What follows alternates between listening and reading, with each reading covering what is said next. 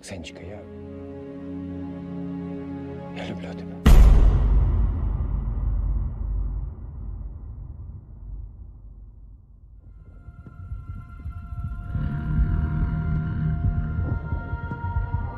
Hear my plea to the fallen, leave me to be with the broken one last time before I go.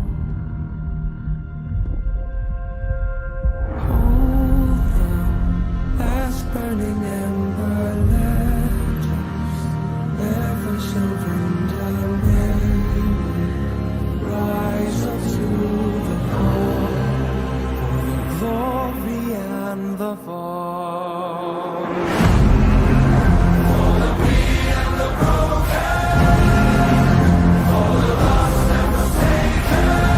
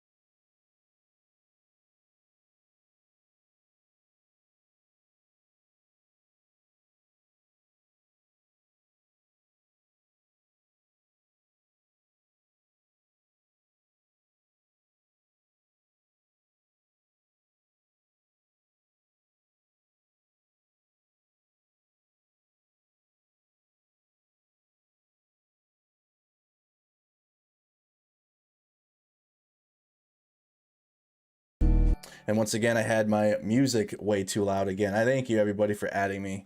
I'm burnt. I'm sorry. Dude, it's 10 hours of the trial, and that is my ending music for the credits. And I do apologize again, y'all. I'm sorry. It was a long day. Bear with me. I'm sorry. Again, just real quick, what I just said is we're going to do a map update last 24 hours. Operator Starski's coming on. We're going to talk to him. Then I'm going to go through a video rundown. I'm sorry, y'all. It was a real 10 hours today so far of stream with the trial, and I'm burnt for that. I apologize. But let's get into it now. Map breakdown for day 246 of the war in Ukraine. We're getting into it now. Here is the map of Ukraine along with the 4 oblasts that are quote unquote annexed into Russian Federation, right? So as you can see in all 4 still, as of today, Russia doesn't have full control over any of them. Capital city of Zaporizhia in the Zaporizhia Oblast isn't under control. Kherson Oblast, we haven't really heard much in the last week or so just due to the media blackout. They're losing an area there though as well. In Donetsk Oblast, Ukraine is now pushing back in Bakhmut and is gaining ground in the city of Bakhmut. So, and I mean, they've already been losing ground in Donetsk between Lyman and the counteroffensives around Vuhledar as well. So Russia's been losing territory in Donetsk they've been losing territory in Donetsk for well over a month now, month and a half. And in the Luhansk Oblast, that was the Oblast that Russia did have full control over up until a month and a half, 2 months ago. And Ukraine is chipping away at that even further. So the 3 main areas of kinetic activity on the ground within Ukraine at this time, we have 2 counteroffensives and 1 offensive by Russia. So here's the northeastern counteroffensive. Okay, here's the southern counteroffensive from Ukraine, and then you have the Russian offensive / almost now Ukrainian counteroffensive area here in Donetsk. So this Russian offensive attempts, things are turning around again. Things are turning around like we had seen when the Russians had advanced into Severodonetsk and Lysychansk here in the east, and we're like, oh no, Russia's getting close to the city, and then Ukraine actually puts more than just a defensive effort, because honestly that's what it is Ukraine has their territorial defense force out there and they just have a defensive force, right? And then when they actually put some reinforcements to that and have a force that's going to be doing their Thunder Run counteroffensive pushes, then we see the Russians start taking immediate losses and the Ukrainians are advancing and they're liberating space. But the reason why we haven't seen it to this point is because they've just been holding it down. They've just been defending it and they've been defending it excellent. They've barely let Russia encroach on Bakhmut and that territory, and now Ukraine is actually pushing back and gaining ground within there now that they have some reinforcement support within the region. So I'm going to leave this screen up just because it has the oblast borders outlined, so you guys know. And again, this is where the frontline combat is taking place within Ukraine. They're here in the west, up here in the northern region of Ukraine, and in the southern western region of Ukraine, there is not any combat operations taking place. Only Russia sending cruise missiles and Iranian drones at the cities and the civilian populations within them, but there isn't any ground fighting happening within the rest of Ukraine. It's just consolidated within these 4 oblasts and then the Crimean Peninsula. So let's go over to Ukrainian counteroffensives in the east first. I'm going to go into all of the kinetic activity areas. So here is a Ukrainian counteroffensive, and we got multiple areas of good news. All right, we're going to start with this northern region though first. And not too much has changed here, but I still talk about it. So this is Kupiansk. Let me do it like this first. Okay, let me do it like this first. I'm going to break down that region and then go into it so that way we get a whole look at it. So here's the Ukrainian counteroffensive in the northeast, and here's the main cities from this counteroffensive. So you have the city of Lyman, city of Izium, and the city of Kupiansk. All right, and then you have one second. I get this wrong, so I want to make sure. Borova. There we go. And then the Ukrainian city of Borova here. These are the main 4 cities that are in the front line of this counteroffensive. And the Ukrainians have started to liberate more territory in the Luhansk Oblast. So here's the counteroffensive efforts and what the counteroffensive pushing looks like within this region.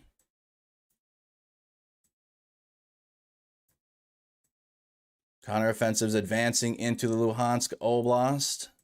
And then I can't forget about Seversk down here and Bilohorivka.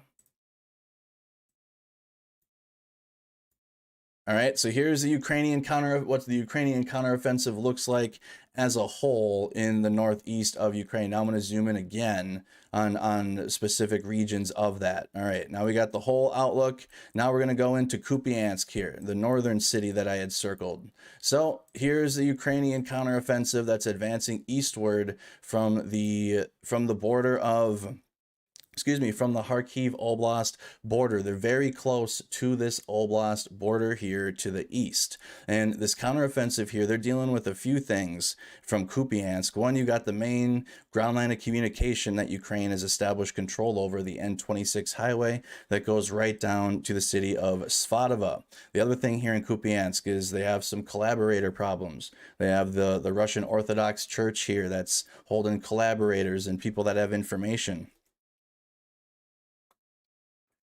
On the other side of the river, we've been seeing more and more reports. Other things to look out for in this region is the Russians, for now, have a strong defensive line in the city of Stepova Novoselivka. But as we can see, the Ukrainians are chipping away at that still on a daily basis. The Ukrainians have been able to get to the eastern bank of this N26 highway, the eastern side of it, and they're starting to do a little thunder run, a little blitzkrieg style deal that they do here towards Stepova Novoselivka, going around it. Okay, that's what the attempts are trying to be made here along this key ground line of communication, and they continue to chip away at this territory here. Let's take a look. So this was like a big protruding square at one point. It was pretty obvious that this was a Russian defensive strong point, and that it was about out to here about a week and a half, 2 weeks ago.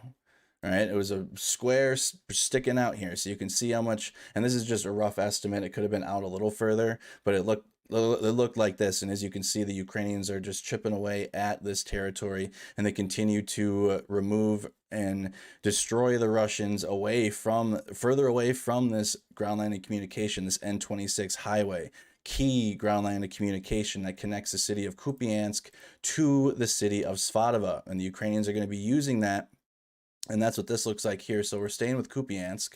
Okay, we're staying with Kupiansk, and then here's the Russian controlled city of Svadova for now, and the ground line of communication that was so crucial. It's crucial for both sides, but Ukraine has established control over it, and this connects right from Kupiansk to Svadova, and Ukraine's right here in Krokmalny, I believe that's what that is. If I get it wrong, I do the best I can with some of these city names. But Ukraine is now advancing even further beyond establishing control over the highway. It's just this city of Stepova Novoselivka. The Russians got something in there. They got some defensive stronghold here that the Ukrainians are having to flank it. They're having to flank the city. They're pushing further in and going around. All right. So the city of Svadova, next key important city. All cities are important for Ukraine, but this is the city Svadova here in Luhansk is going to be the next Lehman when Ukraine liberates it. It's going to be big, devastating, big. It's going to make the news. Mainstream news is going to be all over it. Another massive defeat for the Russian military, like they are taking on a daily basis. But that's the next city that we're looking out for Ukrainian forces to liberate. If you're wondering what the next one is, that's the next one right here in Svadova, here in Luhansk. And that's if that happens before Kherson. We're still waiting for that in the southern oblast. In the southern axis. The most recent Ukrainian successes, though, in terms of liberations, is going to be in this region, just to the east of Borova. Specifically here in this region, the Ukrainians just yesterday liberated 4 villages in this region right here. 4 regions, and this is important. This is key and important, because guess what's to the east of these 4 villages? And there's nothing else between this and these 4 villages. Okay, oh, here's Svadova, right? That connects up to Kupiansk, so here's that ground line of communication. But guess what's to the east of these 4 villages here? Oops, another ground line of communication. It's the R66 highway. Oops, Ukrainians get to that. They're cutting the Russians off completely up here in the halfway mark. The Russians aren't going to be able to go help Svadova out from Kreminna and what's going on down here. because this is what the Ukrainians are working towards right now. It hasn't happened yet, but they're gonna push and cut this highway off, just like they did just like they did up here in the north. Let me zoom out again. Just like they did in Kupiansk around Stepova Novoselivka. They cut that highway off because this highway here, I'm sorry, I gotta get a new mouse. My wheel is busted. I think I've been using it too much, so it doesn't work properly.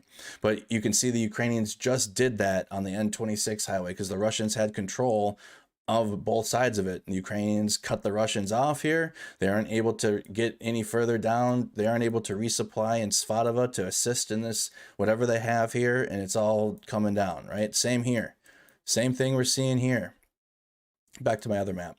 As the Ukrainians just established control and liberated these 4 villages in this little pocket here, and they're working towards cutting the Russians off on this R66 highway.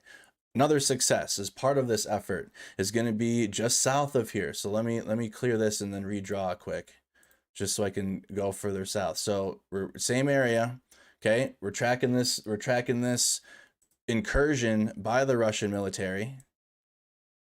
And look at even more space now back under Ukrainian control here. The Russians, right after this counteroffensive push, because the Ukrainians, this yellow space was Ukrainian counteroffensive push. They pushed real far. They had pushed to the other side of this highway that these Ukrainians here are trying to work to the other side of. So let me connect that real quick. Let me connect all the dots here. Okay, here's the highway. Key ground line of communication goes all the way up to Kupiansk, all the way through Svadova, down into Kreminna, and then also down to Rubinzin and Severodonetsk. So you can see this highway is very important. It connects major cities that Russia has occupational control over right now. Okay, so the Ukrainians, after they had taken they liberated the city of Lyman, they pushed extra far. They wanted to see, I don't know what they were just on X Games mode, or I don't know what they were on here, but they kept going, right? They pushed real far. They pushed to the other side of this highway already, so they've done it. Then the Russians had a little bit of an incursion now in the last week or so, and they pushed the Ukrainians back, and the Russians had pushed up to this river here in Novosadov and Tierney and Tortske. They had pushed up to here, and they pushed the Ukrainians back. Now you can see that's getting chipped away too. So Ukrainians are reestablishing themselves. They're regrouping, getting fresh equipment, fresh medical supplies, fresh troops here, getting troop rotations. We're talking to Starski tonight, and he just had Yuri, who was in the Humvee and part of this operation that we saw, and Yuri's back in Kyiv. So realize soldiers go on rotations. They're not at the front lines the entire time, so they get to reset, come back, they go back out there. So we were just seeing some of that, and we're still seeing some of that. This front line is huge. This front line is massive. Real quick, because I haven't done it since last week. Looking at the Deep State map. Shout out to all the work the Deep State map does. Look how long this front line is. We can go all the way down to here, actually, because this is the counteroffensives to the east of Seversk. Oh my goodness. Damn near a 125 kilometer front line here. And that's not even counting what, I don't even know what the Ukrainians have going on here right now in liberating this space up here near the border. They haven't seen much really, but that's going to extend another 30 kilometers or so and make it even bigger. It's a giant front line, massive front line. So realize there's going to be some leaks, if you will, some Russian incursions here and there, but Ukraine is handling them immediately. Any little pushback from the Russians in this space, every time the Ukrainians have been able to handle it so far. All of these incursions have been dissipated, and the Ukrainians are pushing them back to where they were. So it's important here, if the Ukrainians continue this trend and are able to get back to where they were, then this ground line of communication here, this highway is going to be under Ukrainian control, and they're going to be able to cut supply lines off to Kreminna and Svadova, and it's going to be listen, if they are able to cut the Russians off on that highway in multiple places along this front line, this space up here in the northern Luhansk Oblast is going to become Kharkiv soon. What we saw here in Kharkiv in this liberated blue space you see on the map, That's going to happen here in this northern portion of Luhansk as soon as they cut these Russians off, because they're holding on everything they got. They got with these cities here. I don't know what they have in Starbolsk. We'll see, but I don't think that's going to be a fallback point. It's going to be down here where they're building that Wagner Cope line, that where they're building that wish version of the Siegfried line from the Nazis in World War II. Right, they're building a wish version of that here to protect Luhansk and Donetsk, the separatist region, and that is about right here. Let me mark that on the map so you know where that thing is. And we've talked about that a couple times. I don't think that's gonna. We'll talk about it here and there, but I don't think it'll be relevant again until the Ukrainian forces get up on it. And you'll see how quickly that'll be handled. But that's roughly where the Wagner Cope line is. And when Ukraine establishes control over this highway and pushes the Russians down into Severodonetsk and Lysychansk, the only way they're going to have, the only exit plan is either back into Russia, which Russia's indicated that's not an option, or back down here into this bolstered defensive line of the Wagner group here in the separatist region, which is likely what their action is going to be. If they were going to defend this, they would be building this Cope line up higher. They'd be building it up here like this, right? Trying to protect Svadova and whatnot. It'd be built like that, but it's not. They're building it down here in the separatist region. So that tells me that once Ukraine gets control here over this highway and gets into these villages, you're going to see another Kharkiv up here in the Luhansk Oblast. Just here in this northern section, though. Likely not going to see them push down or try to attempt to breach that Cope line this year. Okay, don't expect that to happen this year.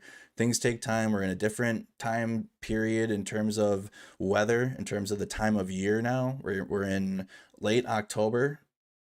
November's coming up, so the terrain's changing, things are changing on the ground. So that's the Ukrainian counteroffensive, right? They're getting close to that highway and going to be looking to liberate these cities along this ground line of communication.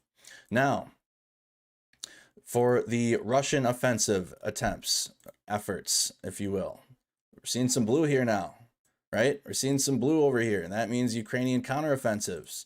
So it was looking grim for Bakhmut for a little bit, for a week or so. I mean, the mainstream news went there to go get their reporting because Bakhmut the Russians were just on the outskirts of Bakhmut to the east of it. So I'm going to draw with the yellow where the Russians were just a few days ago. They were even in Opitny. So the Russians had control of this. It was all yellow because, again, yellow just means it's being fought over, right? So they had control of half of Bakhmut, and now the Ukrainians have completely destroyed the Wagner group in Bakhmut, and now they're pushing them out. And not only are they pushing them out of the city, but the Ukrainians are liberating territory here now as well in Zadetsiv. Liberating territory in Zadetsiv, liberating this factory here just on the outskirts of the city of Bakhmut, liberating territory around Soledar. Okay, they're pushing back on the Russian military. Again, this is the Ukrainian-controlled city of Bakhmut. They're pushing back on the Russians, and whatever the Russians had here, the Ukrainians just cut them off. Right, because they had a whole attempt on Opitny and south of Bakhmut, and the Ukrainians just inserted themselves here and cut the Russians off from any attempts that they've been making south of Bakhmut. So we've seen some Ukrainian success here as well in the city of Bakhmut. Now the Russian soldiers are retreating from the eastern bank of Bakhmut, and they're just getting destroyed.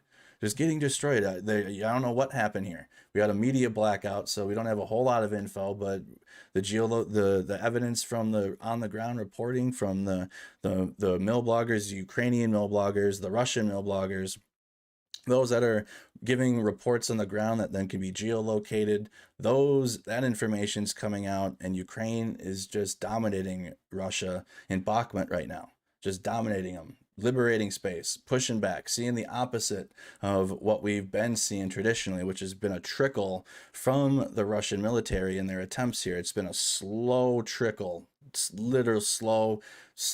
Ukraine's up there going 100 kilometers in 2 weeks. Russia can't even take a city block in 4 months, can't even advance a village in 8 months, right? The last success they had The last success they had in this whole region was Severodonetsk and Lysychansk, and that was in June, right? That was or the end of June, I should say. They haven't had any, Russians have not had any successes at all since then, right? And the Ukrainians were smart for retreating from there and then establishing a better position for their counteroffensives. And now that's all this space that the Russians work towards is being liberated. It's going backwards. So Russia's going backwards everywhere. Here in Advidka, down here on the other side of Donetsk, nothing really to report. The last report that we have is the Russians established control over this airfield to the west of Spartak and Pitsky, but there really just isn't anything else to report here. The Ukrainians have defensive control over the city of Advidka, but beyond that, I just haven't seen anything else to report on. With the Russian attempts here, just nothing else. Nothing, really. The information here is really coming from Bakhmut. We'll keep up on that, though. Same here between Zaporizhia and Donetsk and Vuhledar. Just don't know a whole lot. Don't have a whole lot to update here. The Ukrainians are amassed north of Vuhledar. But beyond that, don't have anything else for you at this time. We'll still touch on it, though. Here's the counteroffensive in the south. Here's a counteroffensive in the south in the Kherson Oblast. There's Mykolaiv, Kryvyi Rih, Odessa. Okay, the main cities here in the southern axis. Russian-controlled city of Kherson, Novokhovka, Dnieper River, Inhluetz River. Okay, and then I can highlight the bridges for you. The key crossings in this region is going to be the Antonivsky Bridge and the Kakhovka hydroelectric plant. Okay, those are the main features of this terrain in the southern axis of Ukraine. Then you got the Ukrainian counteroffensives here as well that are advancing southward.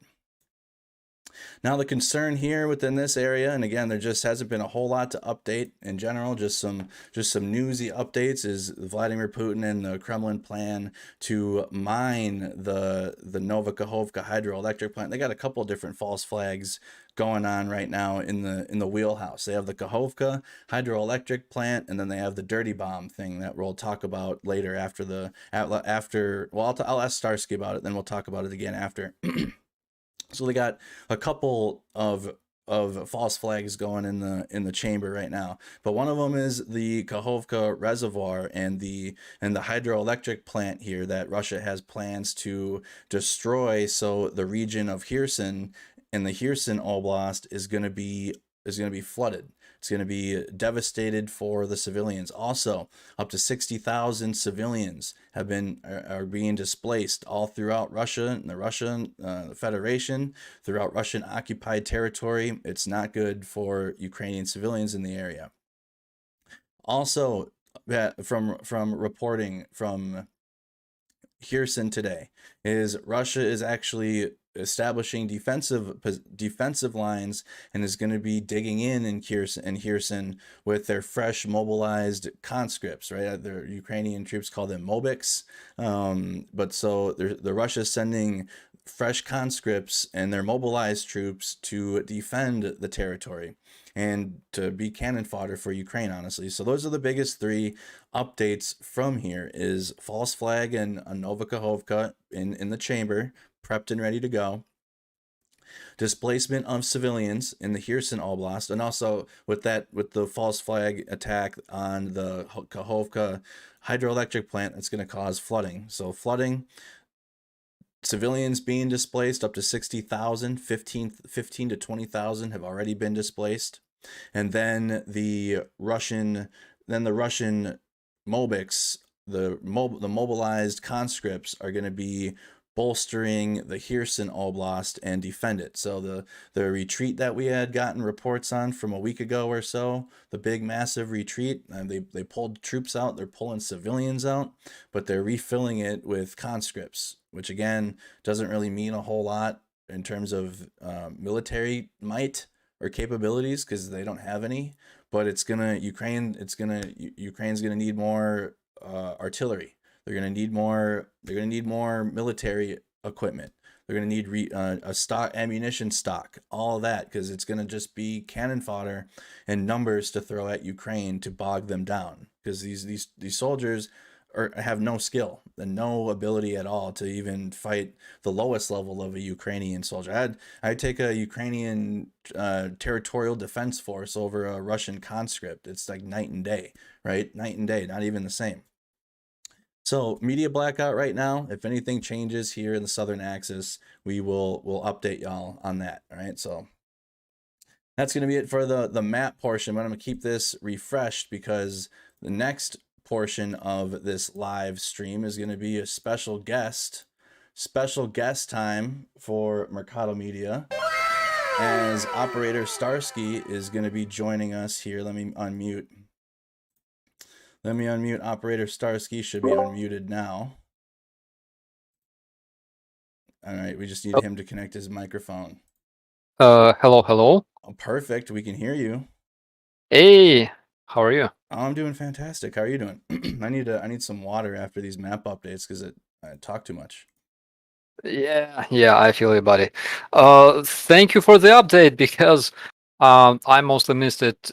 Today wasn't following the news because spent almost all day in the training camp with our guys. So yeah, there's You spent all quite a day. few news today. You spent all day in a training camp. What was that? What's that about? Well, just doing our secret stuff. Secrets, Cannot doing the secret cannot stuff. talk much. Yeah, cannot talk much about it, unfortunately. Operational security and all that. Well, how was time during this blackout phase during Russia's shelled critical infrastructure, and you've been without power? How is that?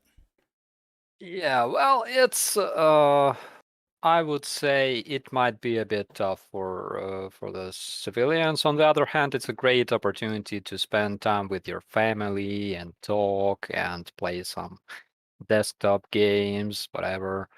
Um, Again, destroying uh, like power grid does not change completely anything in terms of in military perspective. It's plainly stupid because uh, civilians won't suffer much from that. They will only get more dedicated and angry towards Russians, more united. Uh, as for the army, they don't really depend on. Well, you know yourself, right? Right. They don't really depend on the power in the cities because they have plenty of generators and stuff. As for me, well, I've spent time with Fuch. We were walking out a lot and stuff like that. So what'd you say there at the end? One more time. I was about to write it down. As for me, I spent a lot of time with Fuch. I had him brushed finally because Oh, yeah, spend time with your dog. yeah, I it's see. important. I see. It is important. What else? How else do you occupy your time during this? What is is the city just complete darkness? What is that? How is the everyday civilian life during that? It's not like it's completely dark all the day. It's like this. So we have different streets that will be cut off from the power grid for like 2 or 4 hours. Again, it's not that much, right? And some of those streets are plugged in like 24/7. They don't go dark. As for my house, like it's strange because my house is on like we have this list of streets, we have this schedule of blackouts. My house is there, but during the blackouts, I have electricity. Everything works fine. Then at some point, it's like randomly goes off, and when I walk out, I see that all the houses that surround my house have electricity except mine, What the heck? which is strange. Yeah, Yeah, you got the short end of the stick there for the power grid, huh? I guess so. I don't know. They're It's just unfair. it is unfair. We need more Starsky content. Yeah, it's true. How was your time with Yuri? That we had seen that video that we had talked about last time before you posted it, and then we watched it. How was that? I was talking with him. He's a fantastic person. He is a former military in the U.S. Army. He was in Afghanistan, in Iraq. Uh, but again, when he arrived here, he said that he had more combat in just 2 hours on a mission in Ukraine than during his whole time spent in Afghanistan. So, and like he's a 100% hardcore warrior. That's all I can say. 100% hardcore warrior. What that video that we had seen of him on the Humvee taking that position. Have you heard more stories from either from the International Legion or any of the territorial defense forces? Have you heard similar stories of something like that? Well, I was trying to make this interview with our war stash, with this Belarusian soldier call, call sign Yankee, but we didn't manage to get in touch yet. Then I got like a bunch of contacts of British volunteers, Belarusian volunteers, and eventually I think that I will make videos with them as well because they totally deserve that, and their stories must be heard. Absolutely, and that's I think most that are tuned into the what's going on in Ukraine in good faith. That's the some of the best stories that we can hear is directly from the heroes that are defending the land. Yeah, absolutely. And I want to make interviews specifically with Belarusian volunteers too, because I saw a guy who was among the organizers of those protests in Belarus a couple of years ago, and he said that their biggest mistake was that they agreed not to use force against Lukashenko, and it was their biggest mistake because in the country that is ruled by a regime, by a dictatorship that despises democracy, your democratic protests simply don't work. You have to fight for democracy in a different way. And that's the protests in Belarus, correct? Yes, yes, protests in Minsk. He said that he was among the uh, organizers, among the people who organized those protests. He is a movie editor Oh wow. there in Belarus. Yeah, and then he, as soon as this invasion started, he came to Ukraine because he knows that they will try to, you know, find him in Belarus. So he's fighting right now in this Belarusian volunteer battalion, and those guys are crazy. From what I know, they must be operating on the south of Ukraine. I hear you. What do they have to say about the rhetoric coming from Belarus about, or from Lukashenko, I should say, in the Kremlin about Belarus joining the fight? I think they will be so happy to meet them here. Oh my God. I'd be so happy to meet them there. Yeah. I was analyzing those videos published by Belarusian troops. Specifically, they made this, this promotion video of Belarusian spetsnaz being deployed on the borders, and they did some crazy stuff. Like I just tried to analyze them uh, from a military standpoint, their tactics and the way they cover each other while moving, and they suck. What I can say. Seems like a lot from that effort is just terrible. coming from that side of things. We have a question. How do you feel about Russian state media saying what they do? I think that's just a general question coming from a viewer. Well, how do you feel about the Russia? I guess let's be more specific.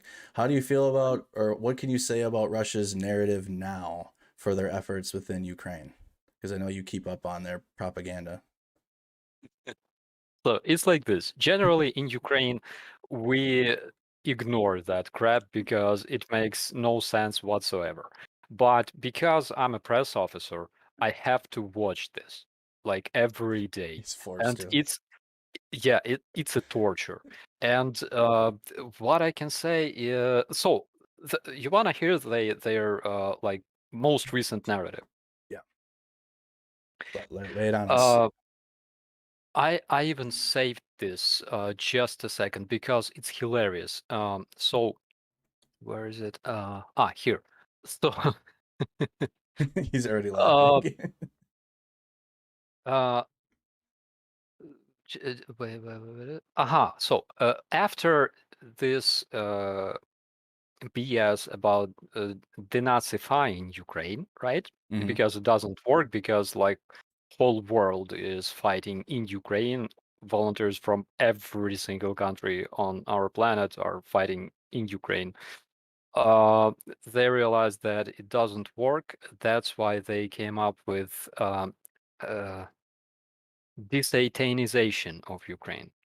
The deputy, not the deputy, but assistant of Secretary of Security Council of Russia, Alexei Pavlov, said, and it's officially, he said that you have to make Ukraine desatanized because we have quite a few, according to this gentleman, we have hundreds, and like it's a quote, hundreds of satanic sects operating in Ukraine. And he said that after Maidan, after this revolution of dignity in Ukraine, um, Ukrainians started to reject this Russian Orthodox Church, reject this all those traditions that made them one nation with Russians, and they turned to this satanic West. Ah, like sometimes I'm so sad that we cannot drink in the army right now, because like I feel like crying seriously. I don't blame you because it's literally a new one every so often. It's a brand new narrative because the Nazis narrative didn't work, right? Then they've tried. Then they say that they're fighting NATO, right? That's one of them. They're fighting Americans and they're fighting NATO specifically. But the new one he said is the Ukraine is satanic, and they're fighting a jihad in Ukraine. And correct me if I'm wrong, the leader of the Russian Orthodox Church is FSB agent, correct? Uh, yes, they are all FSB agents in Russian church because it was like that in Soviet times. And we have this joke here. It's like two friends meet each other, and one says to another, like, "Oh, did you hear that Russia in Ukraine is fighting against NATO?" And he's like, seriously? He's like, yeah. So Russians lost a few thousands of tanks, 60, almost 68,000 men. And he's like, so what's the losses of NATO? And the answer is like, they never showed up. Never, because they have the same energy for everything that they do. Like this Karen type, like weak. No, you say it best. No balls. No balls energy. Like all of your jokes that you make. We have a couple questions, and I was gonna ask you about this anyways. What's your take on the Wagner Cope line in the East? Since yesterday, we already captured two Wagnerites, let's call them this way. And one of those guys. So we published those videos on our Facebook page with those captured convicts because one of them was sentenced for homicide. Uh, Another one I don't remember exactly, but I gotta check that video actually. There's a lot of them. Currently in the area of Bakhmut, there's the only area where Russians have enough forces to at least try to perform this organized offensive. And again, it was so funny. So they have this famous so-called Putin's crossroad in Bakhmut. Yeah, I've heard of They that. captured, yeah, yeah, they captured this crossroad. It took them like half a year to capture this crossroad, and they were boasting about it in their social media and stuff, making multiple TikToks, and then like in 48 hours, Ukrainian forces captured this crossroad and pushed them 2 kilometers away, and it was like yesterday. Now the situation is even more different. Yeah, they're Ukraine. That was just Ukraine getting them out of the city. Now Ukraine's like, or Ukraine armed forces are beyond Bakhmut now and advancing into Russian occupied territory and liberating space now. Same thing happened in the southern axis. It seems like every time the Russians try to push back and actually like stand up and fight, then they end up losing even more, end up losing even more territory than if they were to just retreat. Like I don't know. I bet their best option that I've seen is to surrender to the Ukrainian armed forces. Yeah, absolutely. Their best option is just GTFO from our territory forever and forget about us. Get the fuck out of Ukraine and forget about it. What can you say about, now let's go back to I know I'm bouncing around because I got questions coming in too as well. What do you have to say about Western sources that are parroting Russian propaganda? Because, like you said, you as a press officer, you see it, you know what the narratives are, you know what their storyline is. But what do you have to say about Western sources that are parroting it and repeating it? Actually, I was about to make a video Oh, let's do dedicated to this it. Ooh. because yeah, I wanted to make this video called "PsyOps for Dummies," and uh, like the the picture looks like this. All the messages that are retranslated by propagandists on the West, all those messages uh, don't include on like their most popular narratives. Let's start with this. Mm-hmm. Are the West must stop supporting Ukraine. It comes directly from Putin's mouth because Putin is trying to spook everybody with like nukes, and he screams about it every time because people on the West are afraid of that stuff because it's obvious, right? That's why he does this, and of course because he's losing his he's failing his so-called special operation. He needs this support to stop by any means. And that's exactly what uh, those guys are parroting on the West as well. Another narrative is that America bad.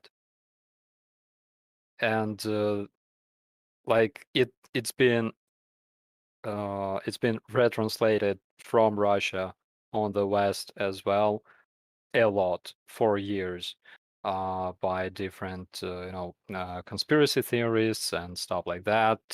And another thing is Putin good, Putin good, because you know according to those parrots, uh, West convinces everybody that Putin is crazy, he's a maniac, he's insane, and he's like pure evil. While in reality, Putin is a nice guy that was only like, provoked to act this way. Um, but people usually forget that this guy killed plenty of civilians in cities like Bucha and Izium and Svetlohorsk. he destroyed plenty of Ukrainian towns and stuff, not because he was a smart guy, because he does what he does, because Russia is the biggest country in the world because they were conquering other nations. That's the only way for them to like develop and progress. Um, and exactly the same thing is basically parroted on the West. But the most amazing thing is the resources that retranslate this propaganda, a lot of them are physically hosted in Russia. So I wanted to show some examples in my upcoming video. I think it will be very interesting for you guys. And I can't wait for that. That video, we've been looking forward to something like that because I mean we can sit and watch RT, right, and we see it right from the source. But what sucks is when you know what they're saying and you know that it's a narrative storyline, but then Western media sources, whether they got YouTube channels or not even mainstream news, but mainstream news too, but they'll repeat the Russian talking points unfettered and not challenging them, but they're repeating them as if they're fact. They're not even questioning it. They're not even pushing back on it. Are you Yeah, concerned? yeah, Go ahead. yeah, absolutely. I agree on that. So the narratives are West must stop supporting Ukraine, uh, West bad, Putin good, and the US must be destroyed. And that's the only message that people living in the US don't want to retranslate yet, but we will see. Are you worried about the support dwindling with all of this rhetoric? I don't think so because currently we see this massive support of Ukraine all around the world, and a huge number of American citizens support Ukraine as well. Uh, I mean, I'm glad that this becomes a mainstream around the world.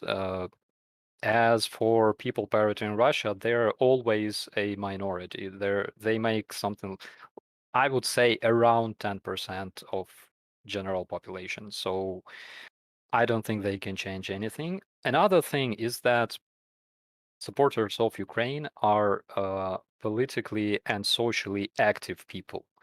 They are participating in different mass actions, in protests and stuff.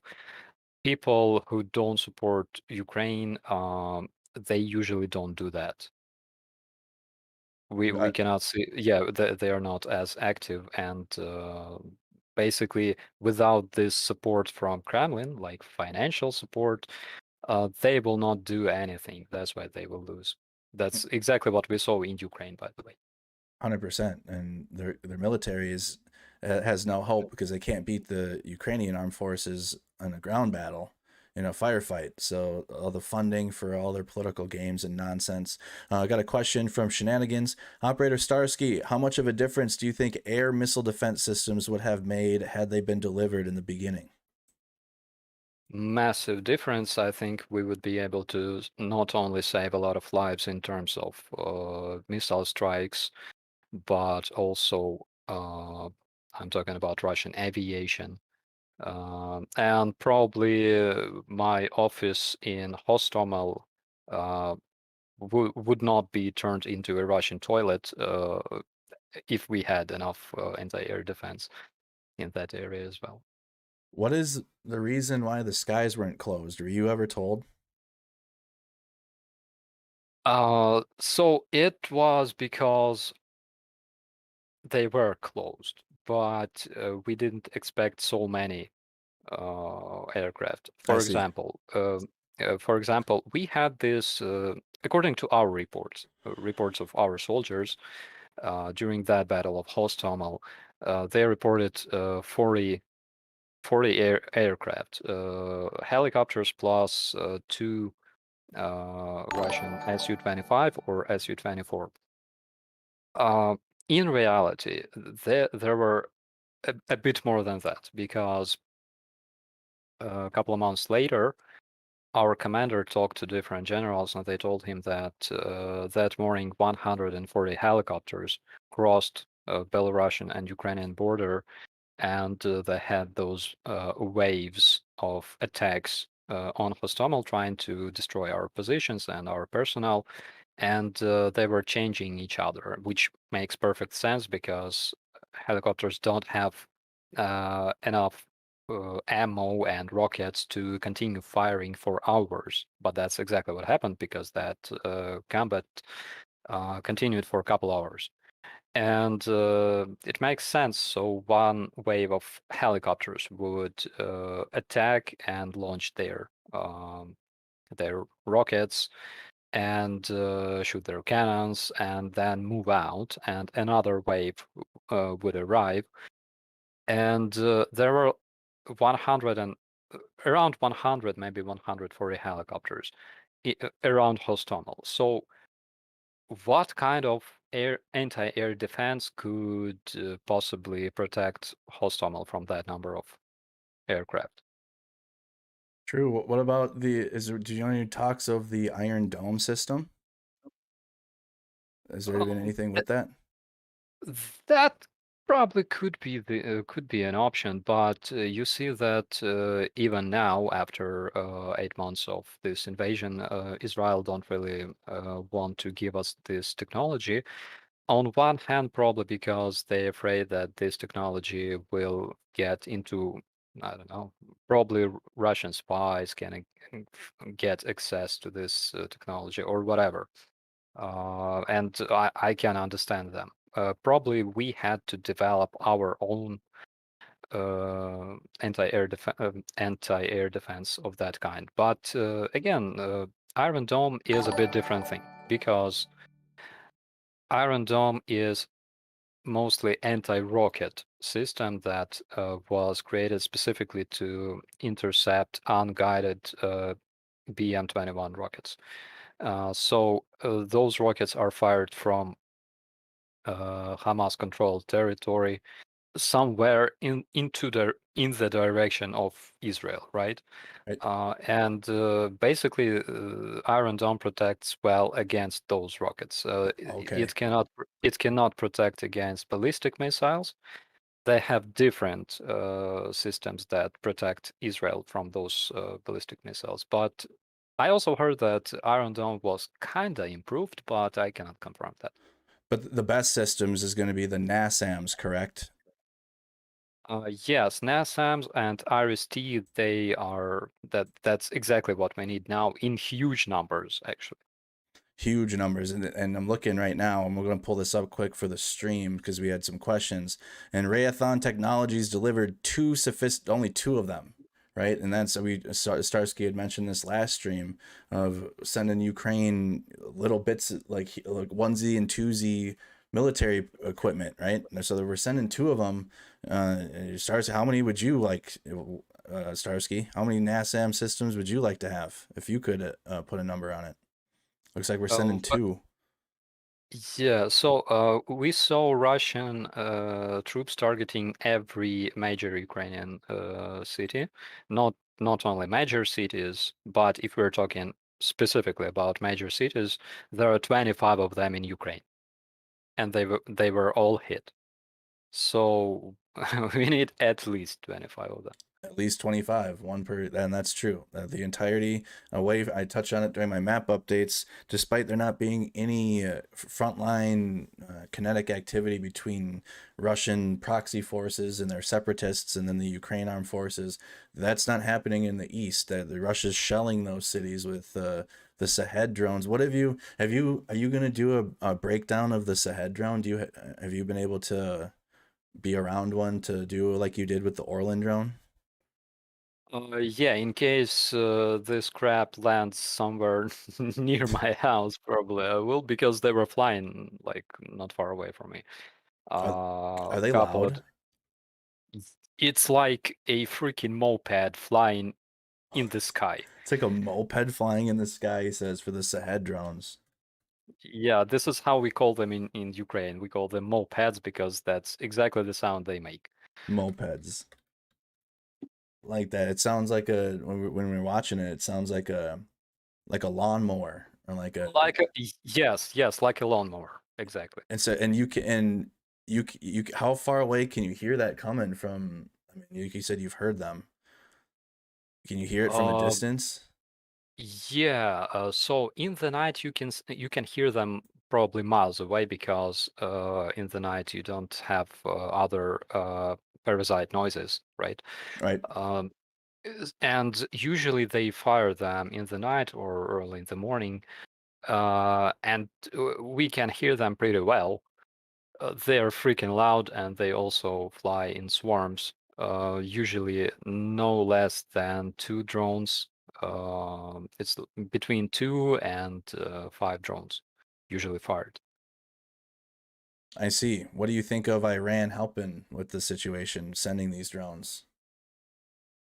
I think that the best thing we can do is support their protests because if they change their regime, their Khamenei, and I know for sure because I have friends there. I know for sure that people are so fed up with Khamenei. It it will give us a chance. But on the other hand, we know that plenty of new drones and those ballistic missiles were already delivered to Russia, and they will start using them pretty soon, I think. What's your take on the dirty bomb situation, the dirty bomb false flag that Russia's cooking up now? In my opinion, Dirty Bomb is a great nickname for Shoigu. Uh, someone in the commentaries mentioned that it sounds like a a name a proper name for actor for adults movies, but uh, we invited this IAEA team here to Ukraine so they could visit our country, visit our nuclear objects, and see themselves that we are not preparing anything. And it's a good thing because we can do that. Because Russia would never invite any international institutions. We can do that easily, even when Belarus was also spreading fakes that Ukraine was gonna attack Belarus and invade Belarus. We invited international observers, specifically OSC mission, and we invited them and offered to station them on the border with Belarus. How does Russia continue to get out of these inspections? How do they continue? I mean, we've seen a few of them now, or a couple at least. What do you know what they're doing to finagle out of it? Which exactly inspections? So the IAEA inspectors that went to the ZNPP, the Zaporizhia. Yeah, yeah. Yes. So what? I guess tell us about that then. Maybe inform me a little bit more. What exactly happened with that? Yeah, I think that IAEA will have couple more inspections there. Uh, the Mr. Grossi, I think, published his report on that. Unfortunately, I forgot to read it. I think I was busy with something else, but it must be out there online. I see. We have a couple more questions too in the chat. Have you met any Australians in the Foreign Legion or just in general in Ukraine?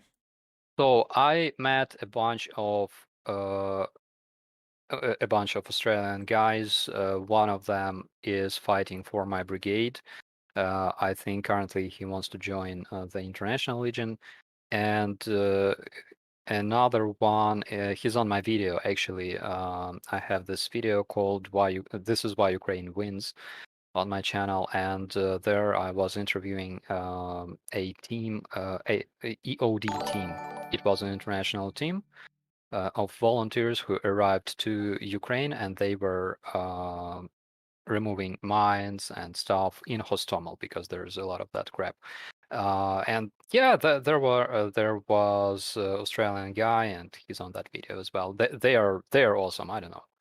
Every Uh, every yeah. time I've hung out with them when they were deployed, I mean that was good times with the Australian military and the Australian veterans.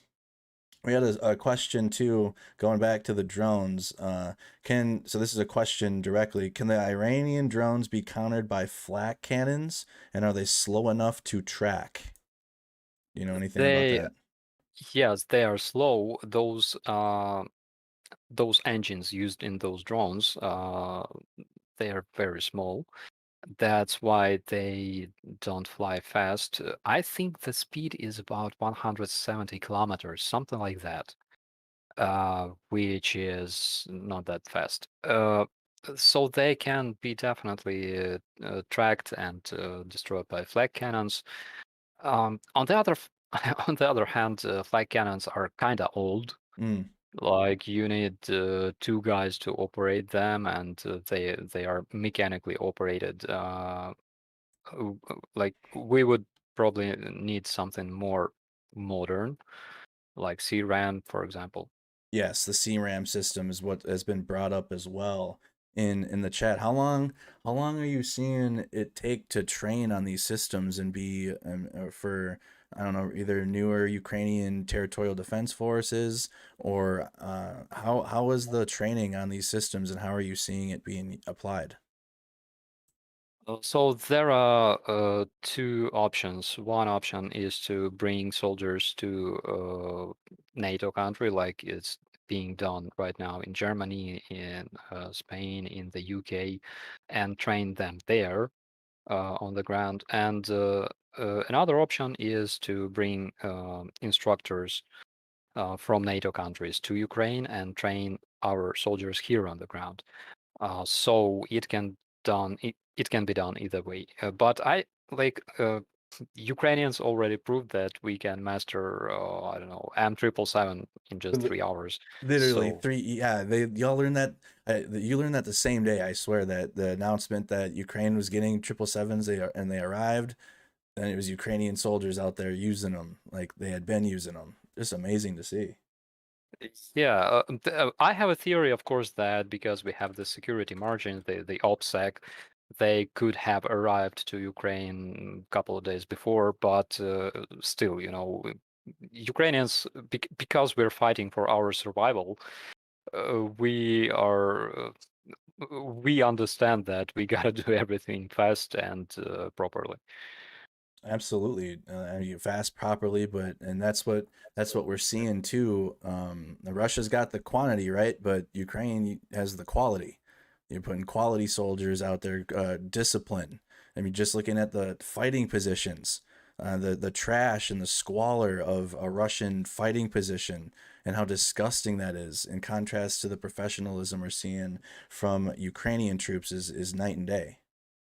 Yeah, absolutely. And by the way, because we have quality over quantity, this is why it's so painful to see our tanks or artillery systems being destroyed because like we have so little of them. Every single unit is so precious for us, and yeah, when we lose them, it's really hard. What's your favorite weapon system that you've received so far? So there's quite a lot of them. So today I saw our guys training with that FN Scar that I sent you, Let's go. and I also noticed M240 machine gun, and there's quite a lot of them. We have M777s, we have uh, AR-15s, we have AR-10 rifles. So there's a lot of them. I cannot tell you. I love HIMARS. Everybody likes HIMARS, right? HIMARS in the chat. Spam those. The facts. What do you like Yeah. better? What do you like better? The M270 on the, because that M270 on the track system's good too, right? Uh, yeah, but HIMARS is like already a trend. But HIMARS is getting the love. HIMARS gets the love there. So, um, what is the hardest part of being a press officer? The hardest part of being a press officer is that moment when you have to monitor Russian media. Ah, It's correct. Like, guys, you gotta have either some very strong nerves, right, to be able to do that, or you have to drink. I don't have either. That's why I'm suffering so much. I'm seeing that you're able to release some of your angst through those reels and those skits that you do. I don't know how you sit there and do. I can't even handle. Well, we go through about one clip a day from the Russian media, and I get a headache. I get physical headache. Yeah. Like it's physical. It's actually physical because the amount of crap they're spreading is horrifying. And it continues with their terrorism rhetorics and everything. What do you know about the civilians in the South that are being displaced? Do you know any information on that? We have a lot of information about Ukrainian children that were displaced and relocated to the territory of Russia, uh, which is basically, again, a war crime. It's a deportation of local population. Uh, and of course, Russians will be held responsible for that in the future. They're making crime after crime, and Ukraine doesn't forget anything. What is your confidence in the Western, I guess, the organizations like the Hague? What's your confidence in their ability to investigate this and administer justice? Everything is possible.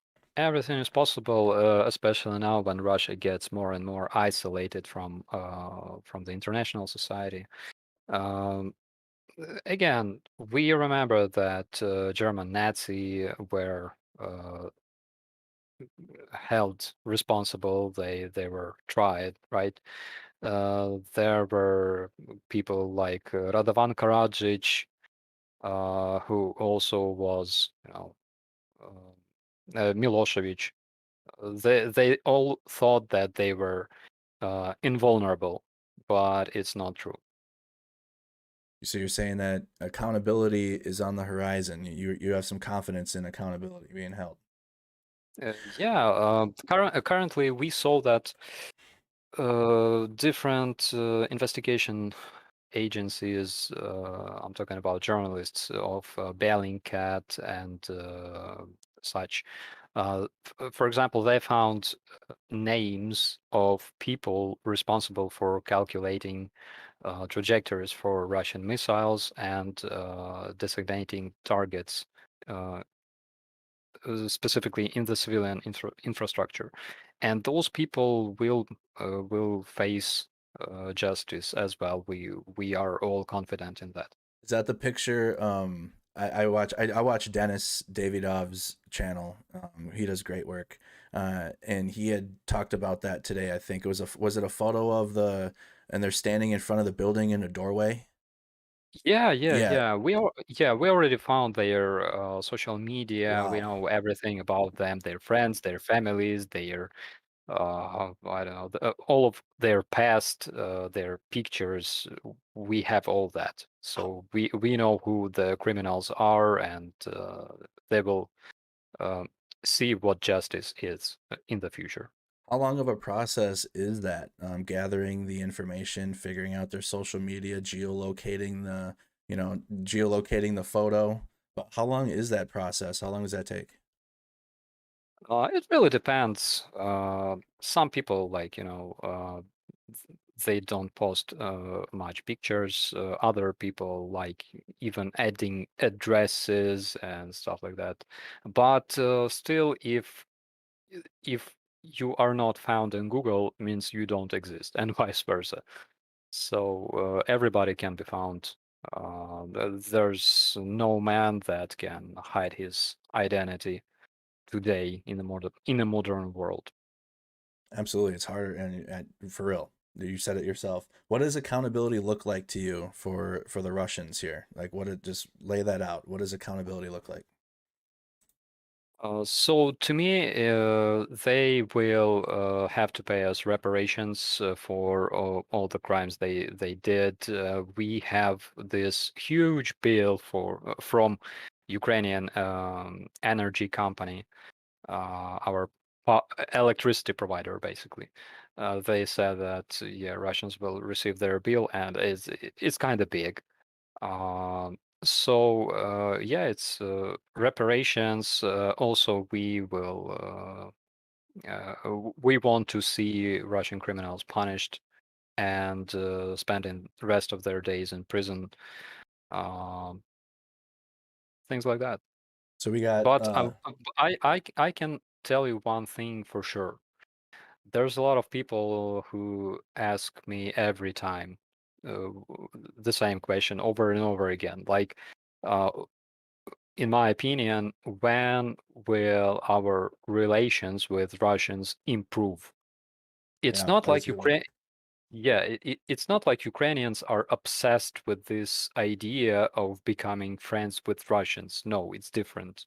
Russians invaded Ukraine, and now it's totally up to them what they are ready to do in order to prove that they're not assholes and they really want to change for better. 100%. I mean, it's not like Ukraine invaded Russia. There isn't even an equal ground there in terms of an argument to be made.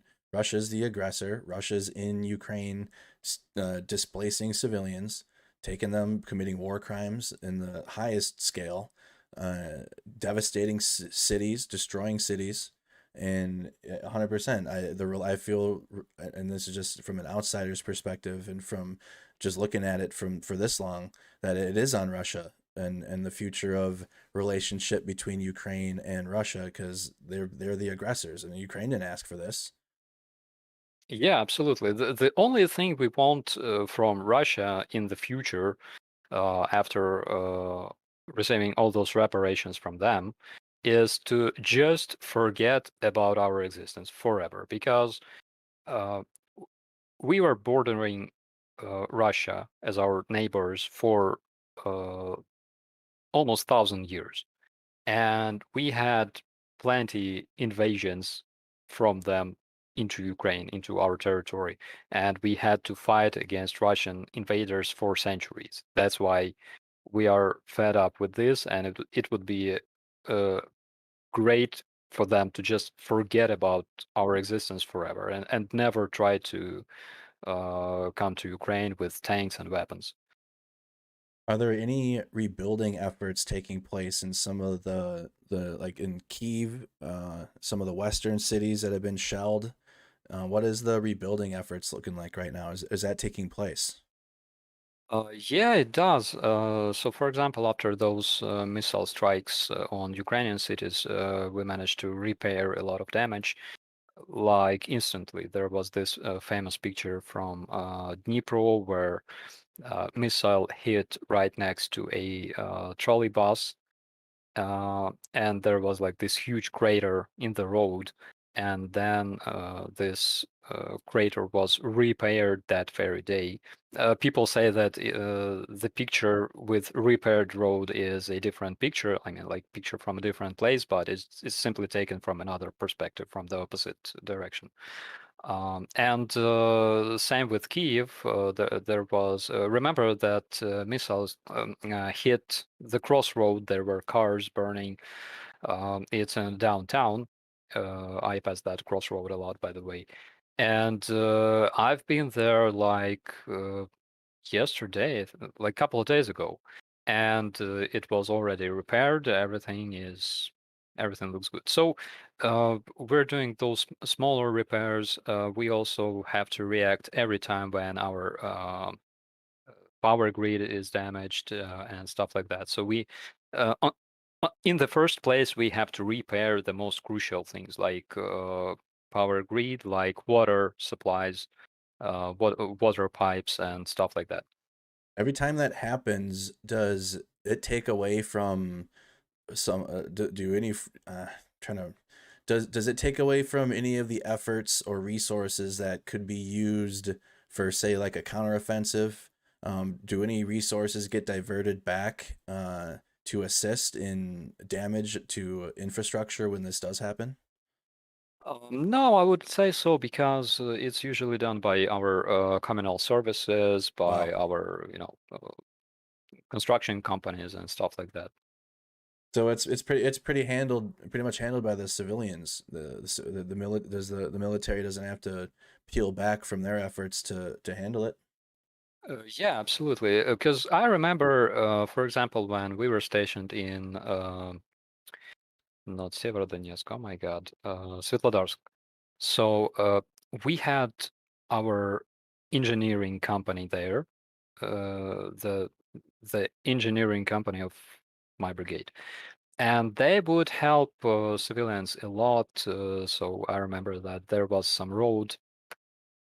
Sometimes it was used by civilian cars, and they would get shot by separatists. That's why we brought our vehicles and fixed this road. It became like deeper, no, and they made this like wall, so those cars would be safe from fire. The enemy will not be able to see them, and they would fix roads, those pit holes and stuff, you know. So currently, all this is handled by civilian services and companies, and they're doing fantastic job. Are they receiving enough support of like humanitarian aid for their efforts? Yeah, yeah, I can tell you that we receive plenty of support. Uh, I don't know, like I don't even want to imagine Ukraine without this support. Right. It's like I'm not sure if I would be talking with you right now if Wow. not for their aid.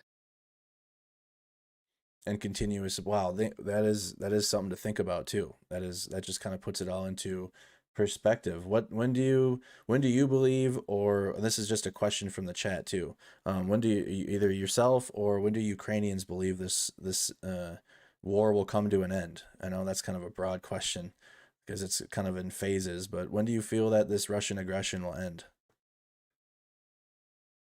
So all Ukrainians hope that it's gonna end tomorrow. Yep. Right. Tomorrow. What Uh, what's what do you feel then? Okay, so what do you feel then? Being a press officer, being more plugged in.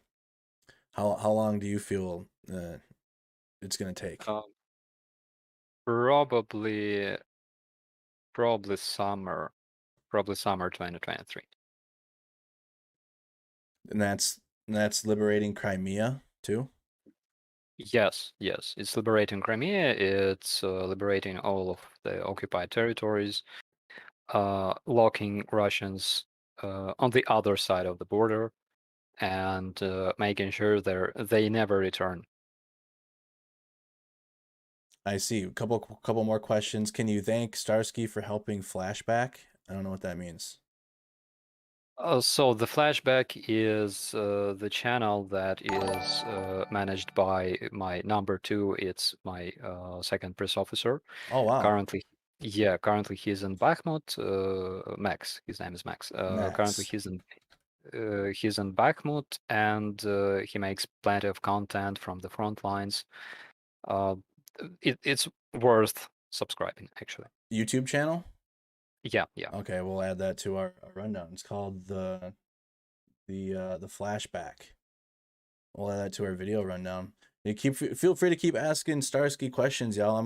But we're just having a conversation here. I'm coming up with questions as we go, but feel free to ask some and just at me. You don't have to send it through a super chat. Just at me on the feed, and then I'll try to read them. I'm trying to read as many as I can here. Again, we're talking with operator Starsky. This is the second time he's came on Mercado Media, just having a conversation. From you, me, does Starsky think Russia will blow up the dam? Or what do you think about the provocations at the Kakhovka Dam? I think in case we have such risks, uh, we must be prepared for them to happen. On the other hand, again, it's like uh, Russian narratives must be analyzed Mm, because often they talk, often when they talk about something, you gotta consider completely opposite from what they're saying. On the other hand, when they're talking about like provocations like that, destroying the dam or exploding the dirty bomb. So I think this may happen for real. Maybe there will be a different provocation because this this one went public and most likely it's not gonna happen, but they will have some kind of other provocation, like demolishing a bunch of houses in Russia, for example, blaming Ukraine. Russians are known for that. And that's their motive every single time, right? Make a claim, blame Ukraine, but then it's them doing it the whole time. Kind of a more of a fun question from from Chungus. Operator Starski, if Ukraine has rednecks, what oblast are they from, and do they duck hunt? Uh, we have some rednecks in different oblasts. Usually it's, let's say, south, like Kherson, for example. Yeah. And but I'm a big fan of South American accent. I tried to mimic it, but I failed. But in case you want to hear something similar, you gotta Google Ukrainian hutsuls. Um, it's, let me type it in the chat. Probably like this. So those guys live in mountains in Karpaty, and they talk as if it's like, imagine Southern American accent Yeah. and extrapolate it to Ukrainian language, and that's exactly what you would hear in the western part of Ukraine. All right, we're adding who are the Hutsuls in part of our video rundown here. I got a video pulled up ready to go for that. So they sound like, let me see here. Let's pull this. Let's see if I can play this quick. Hold on. Just a bit of it. 1 second. They talk here. The Hutsuls share a speaking due to the area's close proximity to Romania, and It's more close to Romania. Is this accurate? I don't know if you can see what I'm looking at. specifically Moldavia and Yeah, Transylvania. Romania, Hungary, Poland. Romania, Hungary, Poland. The Hutsuls, linguistically, genetically, and culturally, are a very unique group. The Hutsul way of life historically revolved around cattle breeding, logging, and forestry. They were Wow. so proficient in their work, they even have their own small horse breed. I want to do Hutsul accent though. Hutsul's accent.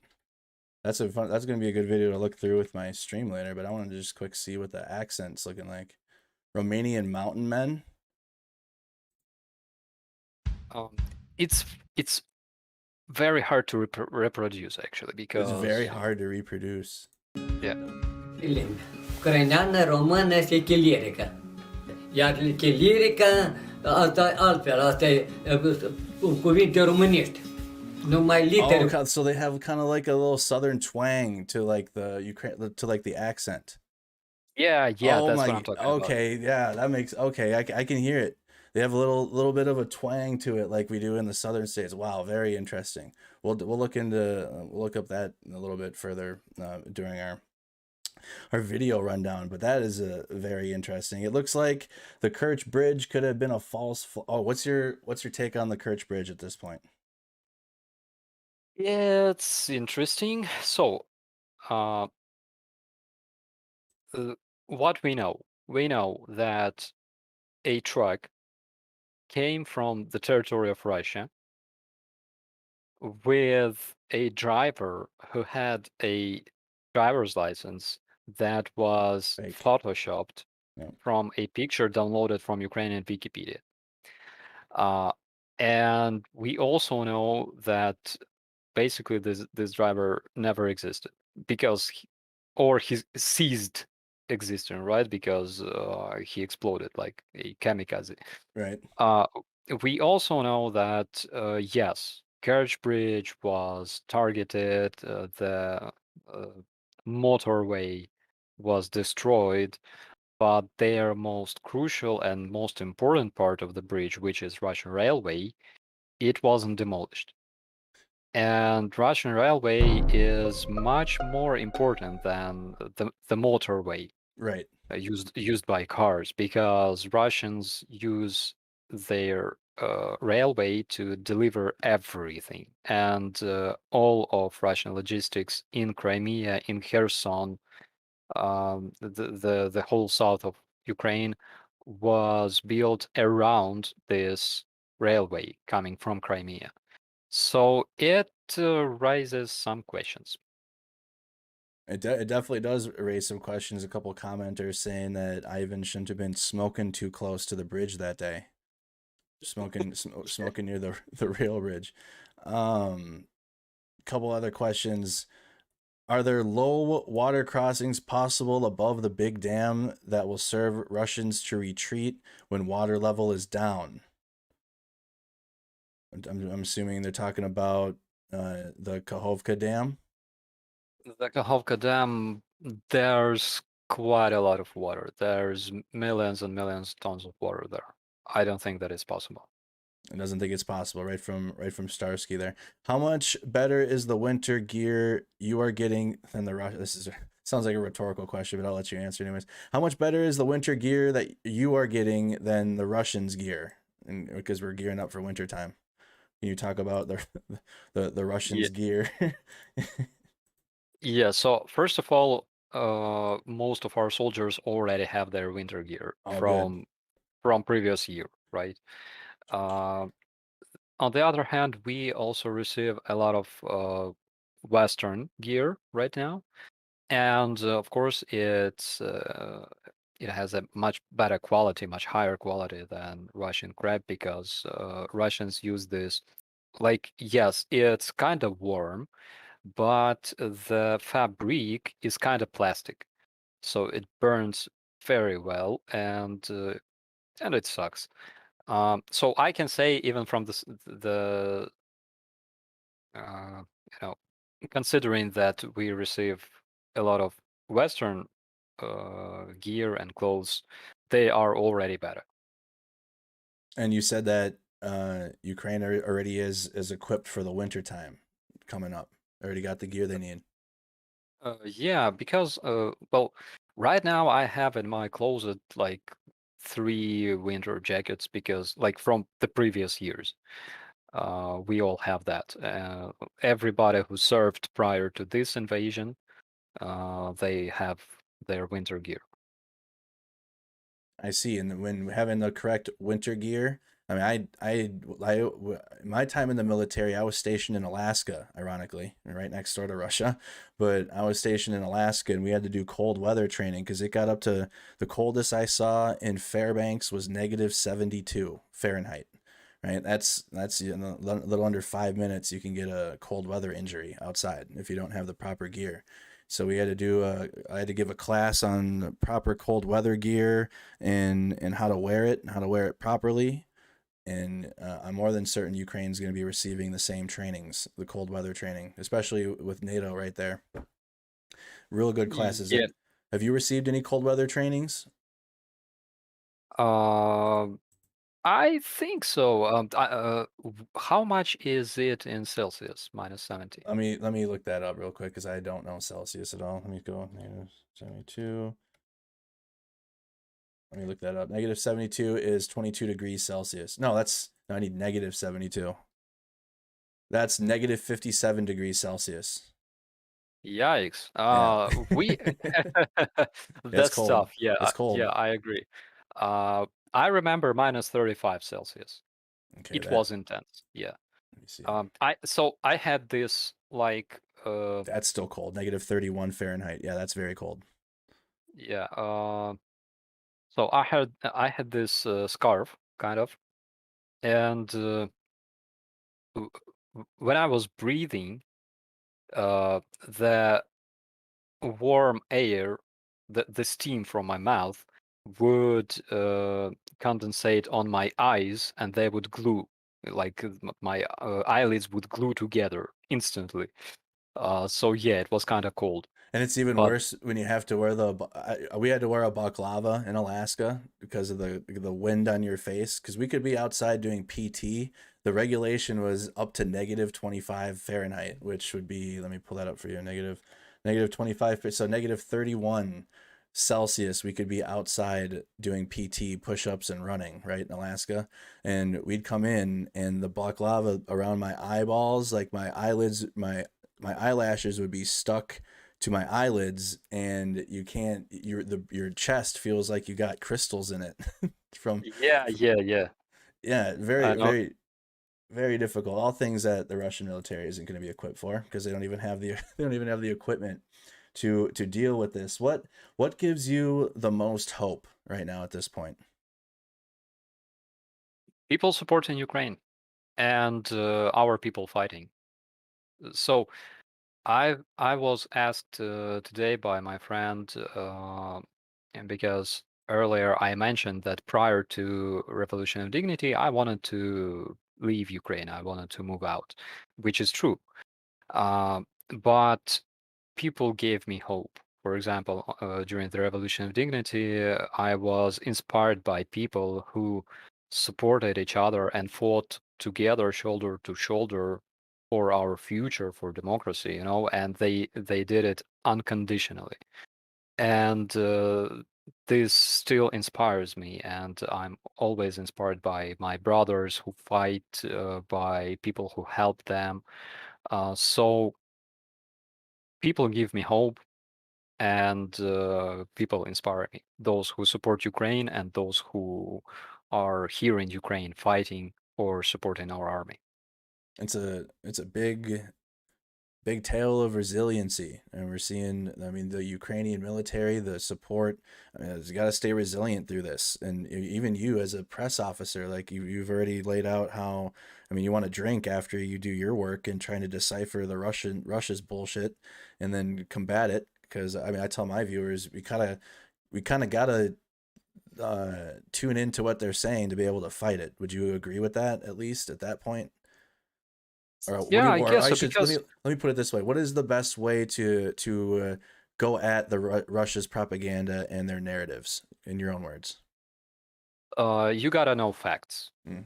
It's informational hygiene, which means just like ignore their bullshit. And there's fact checking, because when you're given facts, you gotta check them. You gotta check what kind of resources you receive this information from, and you gotta check if, for example, again, there's a lot of websites like antiwar.org, for example. What they do is basically copy pasting Russian propaganda, Russian narratives. There's a lot of websites that do the same. With the difference is that they're physically based on Russian servers. So you gotta check everything, and you should also remember that uh, Russia's main weapon is propaganda, basically. And it's not their nukes, it's not their tanks, of course, it's not their orcs, but it's their propaganda. It's what they do. They invented propaganda even before Goebbels. Mm. They invented propaganda during their Bolshevik revolution, and they used it so successfully. So Stalin had to eliminate those revolutionaries because they were able to destroy Soviet Union eventually. And it's I mean the will, also the will of Ukraine too. Beyond that, Yes. so I was looking at a couple comments there, but the morale, through everything, what can you say about the morale of the Ukrainian people right now through what's going on within Ukraine? Uh, we all want to survive. That's our biggest motivation, I would say. I mean, that should be enough, right? Wanting to survive, keep your sovereignty, remain an independent state. And Russia's just constantly trying to trying to trample on that. Have you received any winter gear from Canada? We're having some Canadian viewers reaching out asking if you've received any gear from Canada. Yes, we did. And by the way, we were receiving winter gear from Canada for quite a long period of time. I think that before the invasion, I think it was year 2015. I may be wrong, but I saw Canadian jackets used by our troops. So yes, we do receive those. We also received a bunch of those from our German allies. So we are prepared.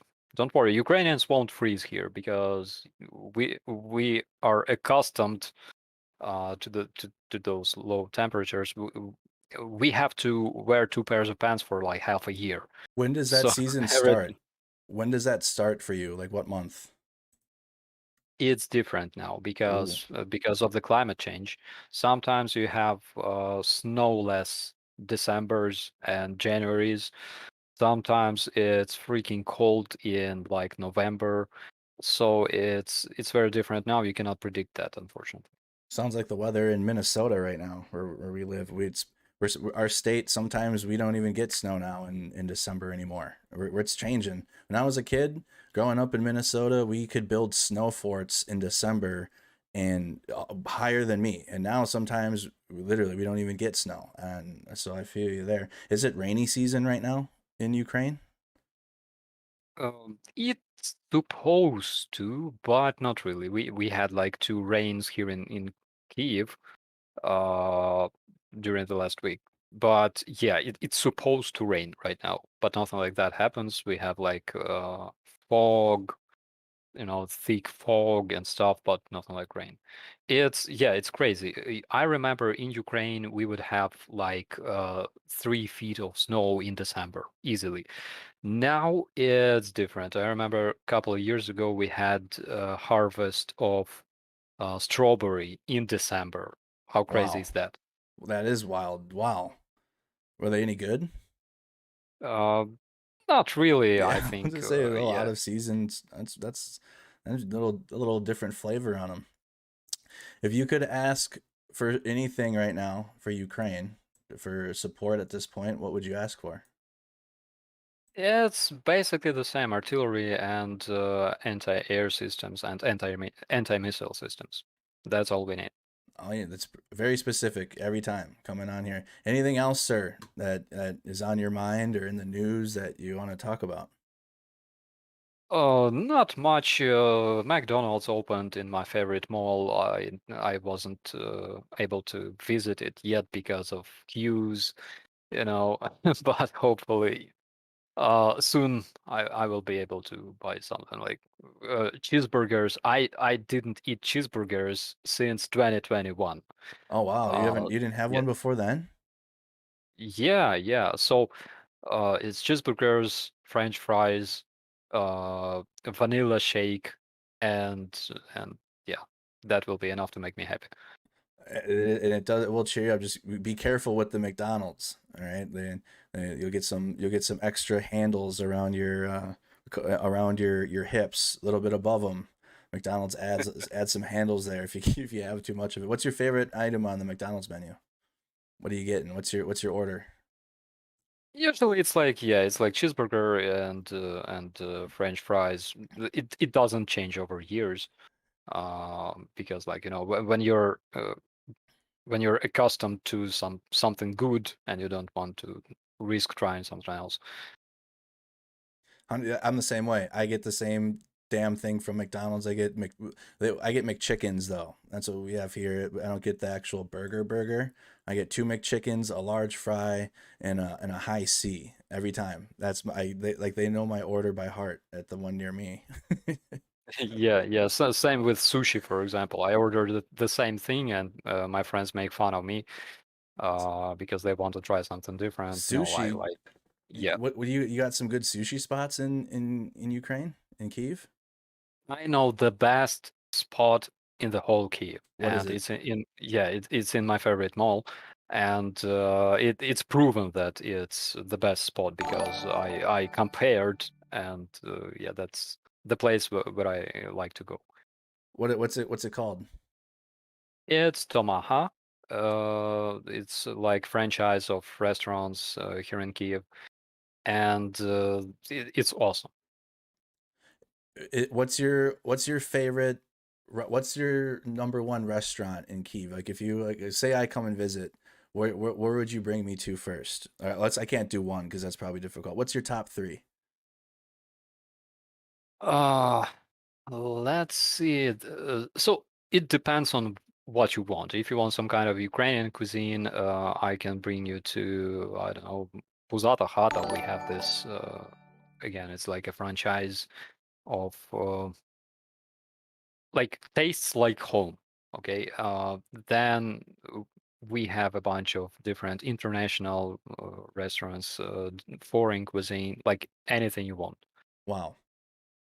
So there's so many options. I want to visit Ukraine. That's on my goals. Like I'm coming there at some point.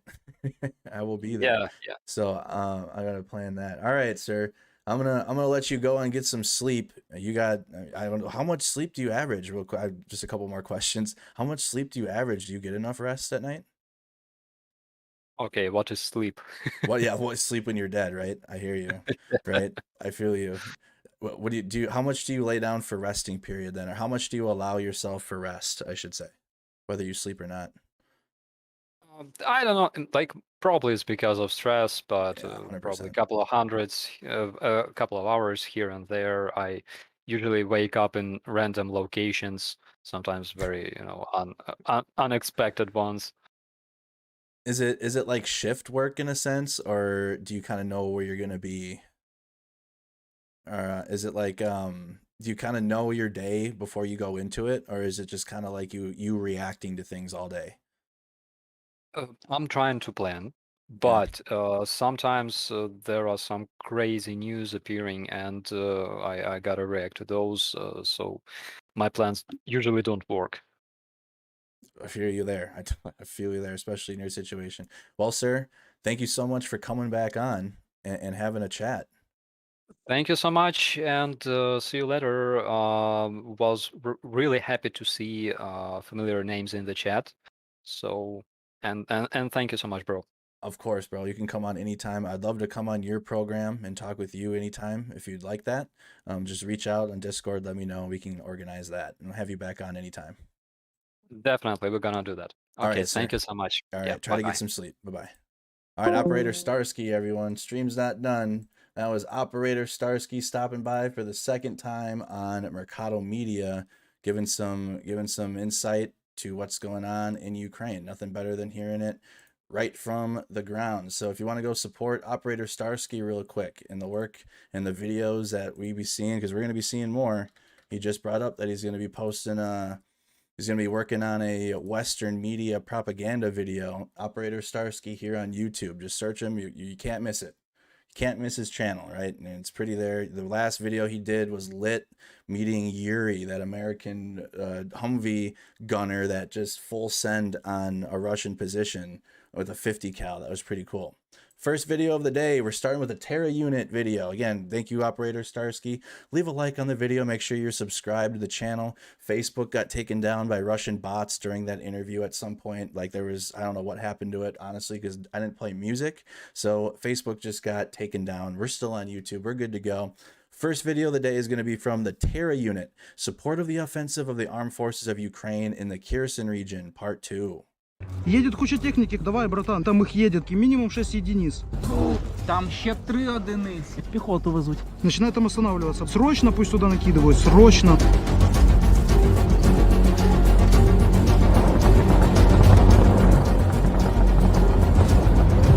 Короче, все по плану, да? Да. Плюс хуй их. So again, this is the Terra unit, and they are a forward observers that use drones to look down on the Russian enemy. So here's about a 16-minute video from them.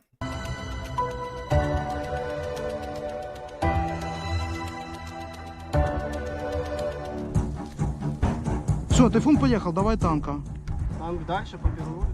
Да, по этой улице, короче, метров 50 в сторону, он разворачивается. Не-не-не, он курсирует по улице, Смотри, вот тут вот он. Он вот тут крутится по этой улочке, типа туда-сюда, понял? Бэха выехала с канала и едет вдоль канала. Танк поехал на север. Четко он на соседней улице.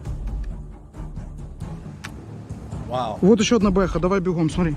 So you can see the Russian enemy vehicles in the drone feed. Вот тут, вот, понял? Вот тут. Вот. И вот тут вот стоит бэха. Заезжает.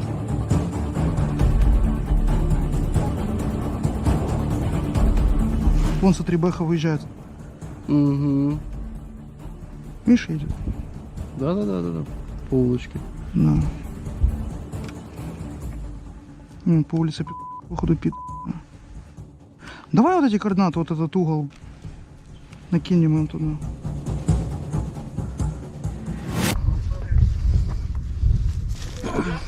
Appreciate that, Pamela. You have the best show regarding the war in Ukraine. Thank you so much for that, Pamela. Thank you, Як everybody. вам модифікація? Модифікація чого? Красиво.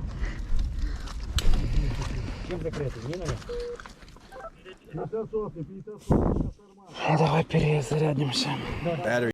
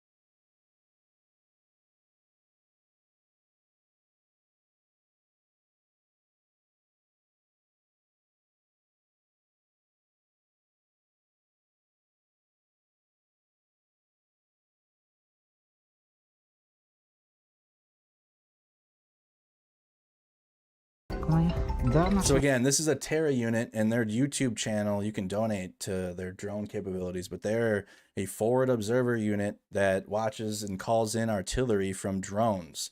Like the video if you haven't, check into the stream if you're watching. Let me know what city, what state, where in the world you are watching from. We're just live on YouTube. Facebook got taken down by Russian bots, so we're here on Facebook, or here on YouTube only. Уже заехала в свой вылет. Вон 2 единицы. Надо стоит.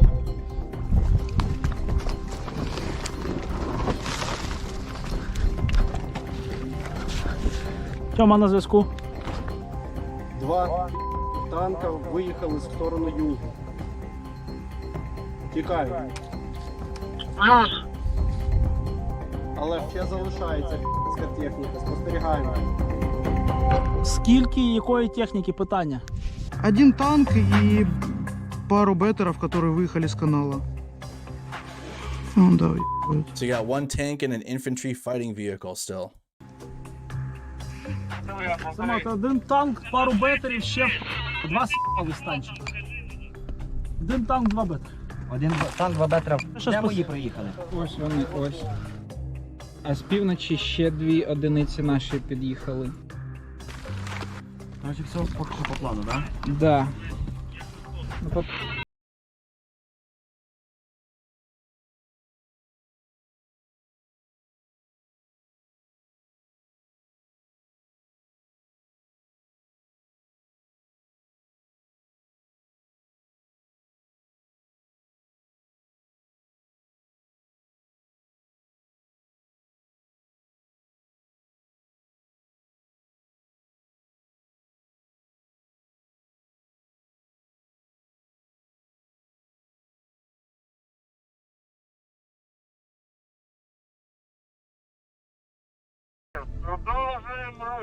Плюс. Едет бэха к мосту. You gotta get that Едет IFV. куча техники. Давай, братан, там их едет. Минимум 6 единиц. Давай координаты. Угол, вот тот перекресток. Да, сейчас будем накидывать. 6 единиць техніки, так? Бэха, Way in, да, the где-то scene, так. way in the scene says donating to Terra, you get an immediate response of great thanks. Ooh, that. I wish I could host a fundraiser. I would do it, but I know people aren't real keen on like an individual hosting it, like you guys would have to all send me the money, then trust me to send it, which I would do it, but I understand that there's people that wouldn't trust that, and I wouldn't either, honestly. So I'm hoping that more of these get integrated with YouTube, so I can host an actual fundraiser and have it be on the stream like we did on Friday. Начинает там останавливаться. Срочно пусть туда накидывают, срочно. Там ще 3 одиниці. Піхоту везуть. Да, Талмуд Тьомі. їде Урал критий і 2 одиниці техніки. Дайте координати. Спостерігайте техніку, треба тут відкривати його. Вже дали. Плюс.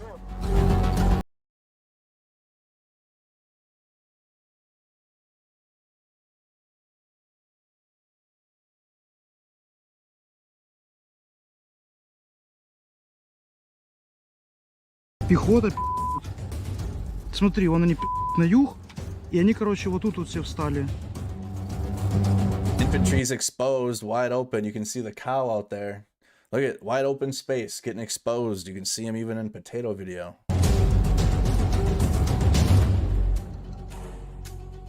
It's like that Modern Warfare 2 mission. If you know, you know.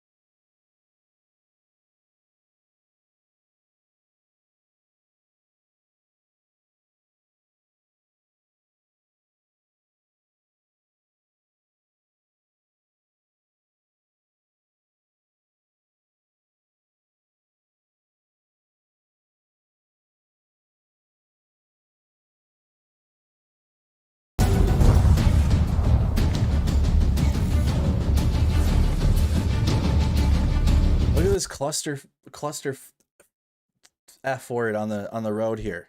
Look at this cluster. Plus there's just a random tank in the field still. What's this vehicle doing?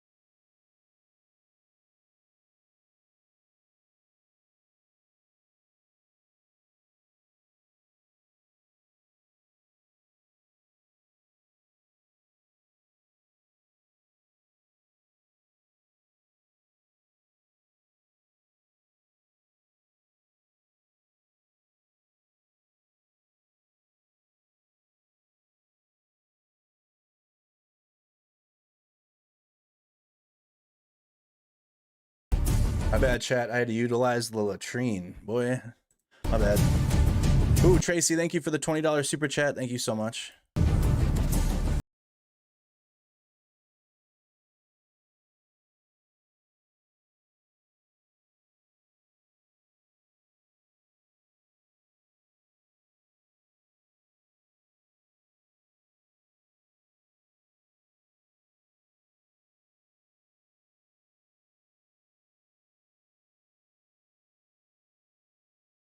Все, вже не втягтав. Зараз який-то мінімальний резерв їхній підскочив, зараз будемо шукати його. Тільки в тебе танків зайшло. Плюс, прийняв. Сармат, помог. Гарне влучання. Чу. Тьома на зв'язку. Ворожа техніка, що спостерігали, заїхала за кут. Лишається ще 3 одиниці ворожої техніки, яку спостерігаємо. Плюс, дай встановлені координати. Плюс. Талмуд, как вам штурм? Заебись, если все будет It's gonna be fine. I like how they have the radios on these sticks too. They come by, grab them, use it, click, put it back, because then they can hear anything too as well, because it's up in an elevated position, so they can hear the radio likely from a different spot in their trench. Карту памяти поменять. Давай. Новенько, гарненько. Які у вас враження? Нравится? Да, но Мавик, типа, после матраса это унизительно, да. Зато сейчас зайдем. Туда только что зашло вражеской техники. Несколько единиц. Сейчас ее спалим, а там заедем. Changing the battery and memory card. Reloading, right? This unit keeps their rifles in the trench. Their weapon here is the drone.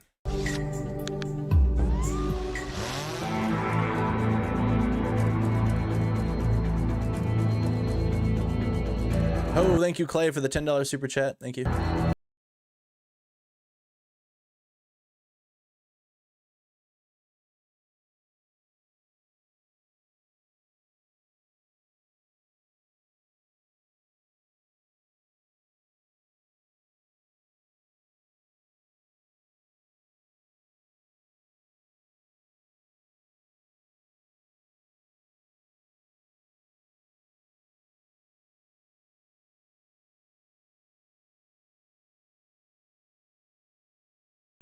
Okay, so just fired a grad rocket here. You can see that on the screen, if you're wondering what these boxes are, when it's an enemy, and when it's a Russian, it's going to be in red, right? That's when it identifies a target.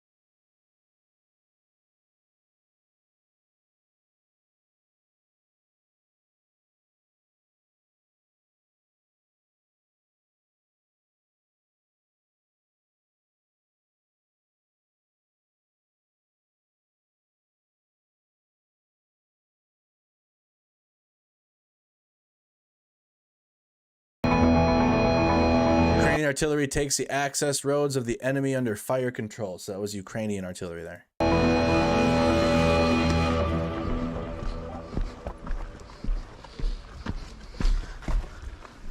Що спостерігаєш? Прильоти на північ від пола. Короче, не. Там ветер очень сильный. Посмотри на канал. Я посматриваю на канал. Заходить?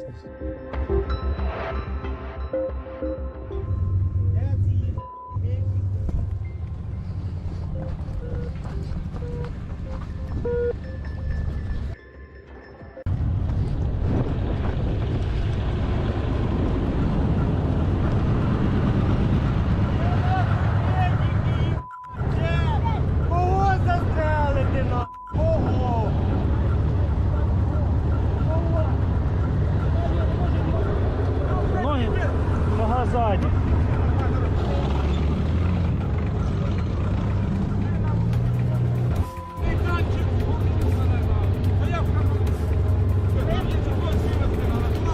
Looks like they're dealing with some wounded here.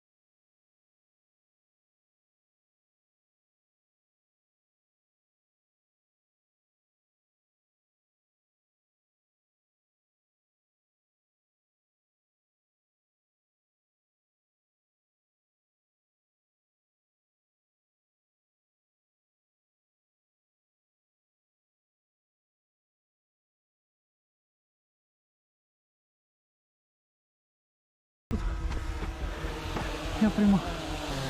Ну, я ничего не могу наблюдать, они все заехали в будинки и там в них сидят. Thank you, Cupid. Oh, looky, new support here. Thank you, of course. We welcome it all. Welcome to all our new viewers here on Mercado Media. Thank you so much for joining. На зв'язку. Два питання. Перше, у вас все добре? Розумію, що так. Друге, чи працюєте з діпом питання? Плюс працюємо з великим братом, координуємо.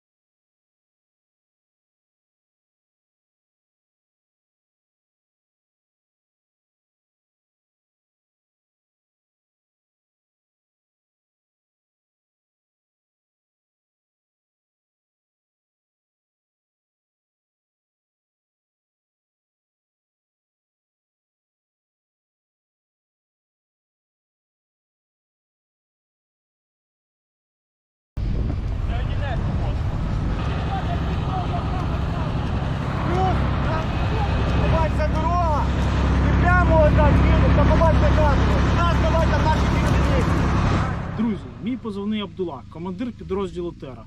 Прошу ще 1 хвилину вашої уваги. Як показала ця операція, підрозділ Тера не має ефективного інструменту для ведення розвідки та коригування артилерійського вогню уночі. Наявної тепловізійної техніки недостатньо для роботи на такі великі дистанції. Наступає зима, ніч стає все довшою, і для продовження ефективної роботи нам потрібний потужний та ефективний інструмент. Цей інструмент – це Matrix 300 з нічною камерою ZenMus H20N. Друзі, прошу вашої допомоги у зборі коштів. Ссылка на збір буде закріплена у описі до відео. Ще тиждень-півтора і випустимо заключну серію цієї операції. Слава Україні! So Terra unit asking for night vision capabilities, a night vision camera for their drone. Also dealing with some wounded Ukrainian troops came up on their position today. It looks like, or when this was filmed, a Ukrainian infantry fighting vehicle came through. They had to deal with some wounded as well. Not only just forward observing, but handling that situation as well. Just the resilience of the Ukrainian military just continues to just continues, right? So video of 3 captured Russian T-62 tanks with roof screens. So we got some cope cages here. Cope cages coming in hot.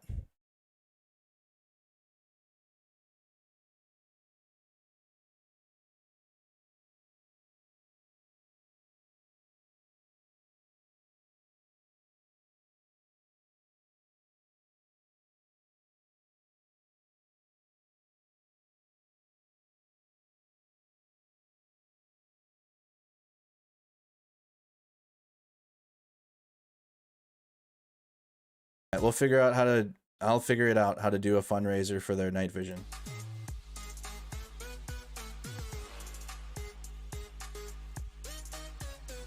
So some destroyed Russian tanks with cope cages. And then we had seen this next part yesterday. We had seen this cope cage in its own video. But here's a couple more anyways.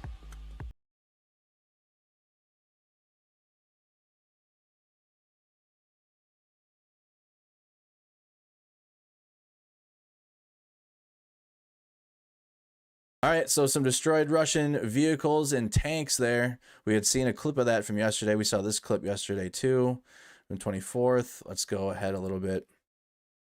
From 19 hours ago, a video from Ukraine's 93rd Mechanized Brigade of a destroyed Russian BMP in Bakhmut. So this is the eastern counteroffensives and the eastern effort from Ukraine.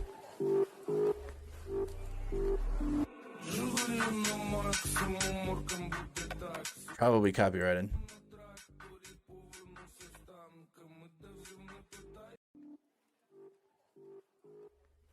There's an okay, so it's okay. I'm seeing a couple of different ones. We'll figure it out. So I'm seeing one for 13,000 as well. So we'll figure it out. Video of a UAV from Ukraine's 30th Mechanized Brigade dropping VOG-17 and F1 grenades on Russian positions. So some loitering munitions. Russian positions in the trench.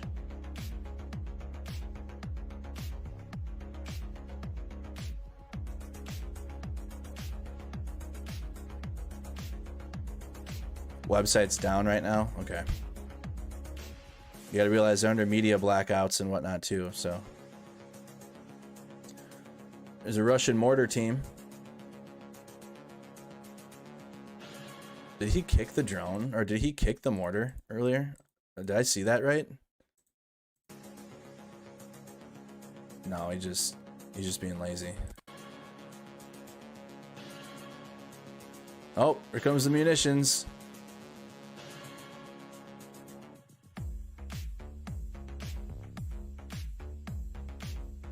Oof. Wow, they got that right in there. That goes underground. Dang, that goes underground, and they were able to drop that grenade down there. Wow, it goes down some steps.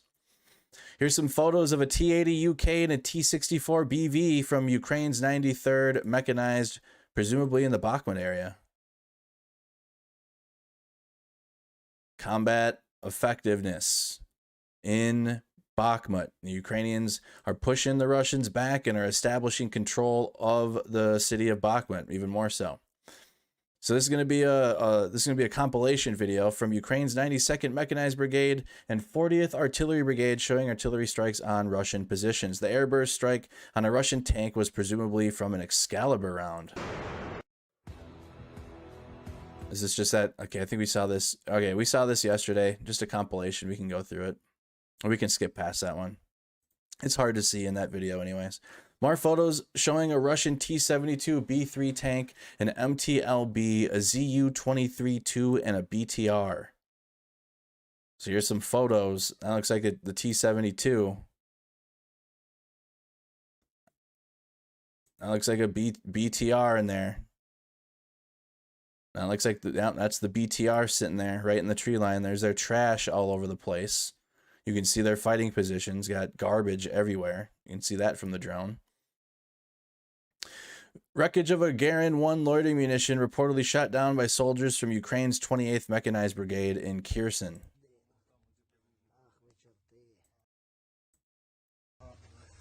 Украина гниль, блядь.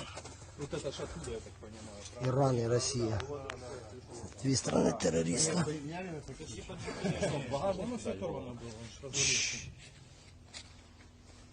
Да, куда ложи на скат?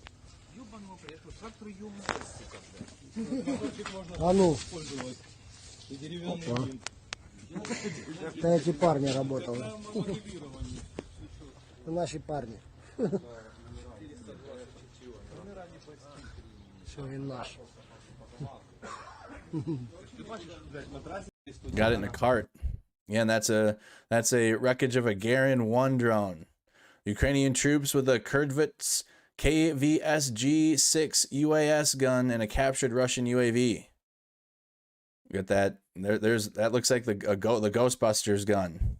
That one. He's got some green on this one. I don't know if they painted it or what, but look at those futuristic looking CUAS guns. Taking down the drones in the sky. Doing great work. I think we had seen this yesterday on Reddit, but I'll play it here on Twitter. Video of Ukrainian soldier launching an Eagle of man pads, and he shoots down a helicopter. And he gets hype. They shoot it down, they get hype as hell. Yes! Yes! Yes! Yes!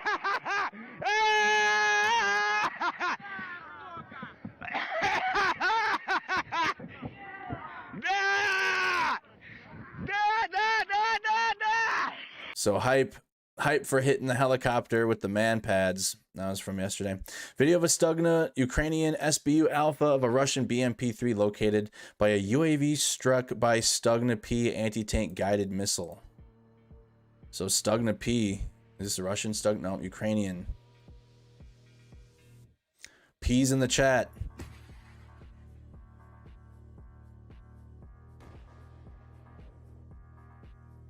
Hitting targets in the tree line.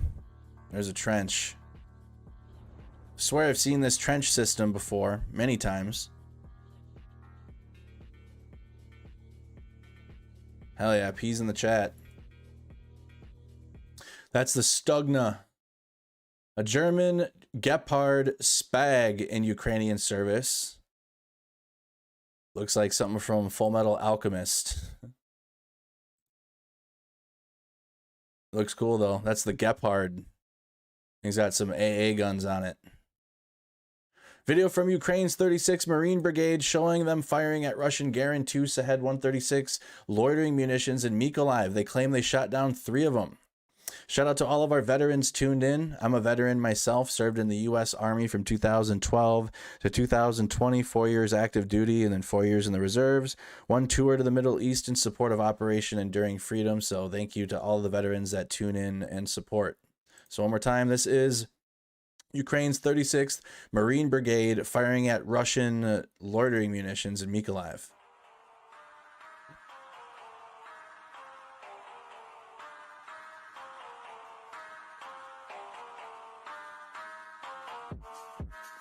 All right, so it's kind of potatoey. It's kind of hard to see there, but that's allegedly shooting down loitering munitions in Mykolaiv. Just really real hard to see.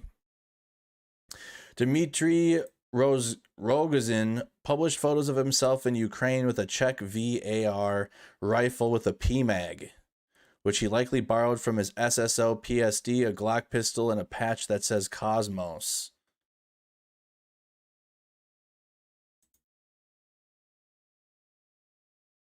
Out there looking out of place.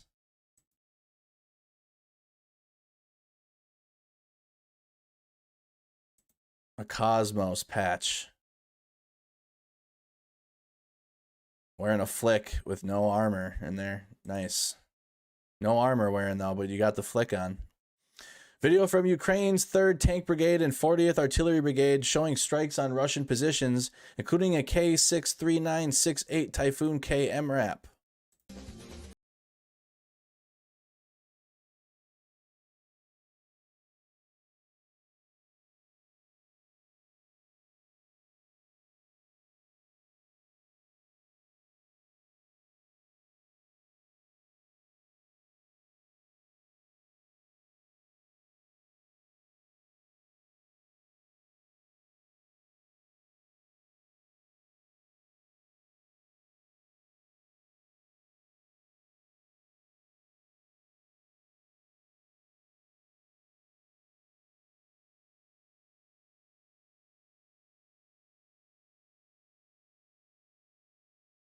Right. Again, that's from Ukraine's 3rd Tank Brigade. Video of UAVs from Ukraine's 28th Mechanized Brigade. That's tough. We can skip that. That's potato video. Some of the potato videos I just kind of skip over because it's hard to see anyways. A couple newer videos that's been posted. Video of a Ukrainian strike on Russian air defense systems in Kharkiv. It was reportedly a Buk M1, but it's hard to tell. Let's see what it is.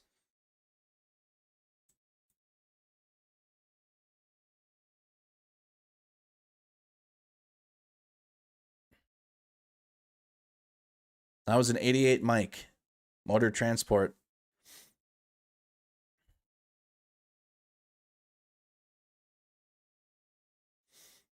Can't really see from that distance, kind of potatoey. Let's see what we got here. Video of strikes of a Russian T-62 tank with the cope cage in Kherson.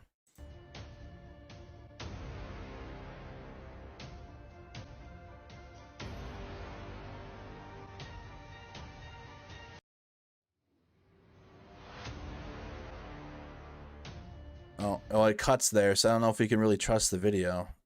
I mean, it cuts when it happens, so I don't know.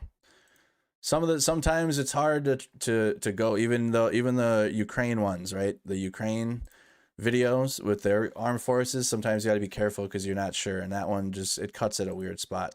So some more videos before we go for the day. I got a few, more than a few more left to go. From France 24 English for the Ukraine counteroffensive. Couple serves together in the Kherson front line from France 24 English. He's a commander of a battery of Grad rockets. She's a first aider in his unit. Andriy and Tatiana have been deployed together in Ukraine, where soldiers say many families have several members serving the war effort. A soldier on the front line. Tatiana is a doctor and fights in the same unit with her husband. They operate rocket launchers. Hidden in the undergrowth, the battalion awaits their orders. They're part of the Ukrainian army's ongoing offensive to retake the city of Kherson. I was already a commander in the unit when Tatiana was transferred to us. We met, we fought alongside one another, and that's it. It just happened like that.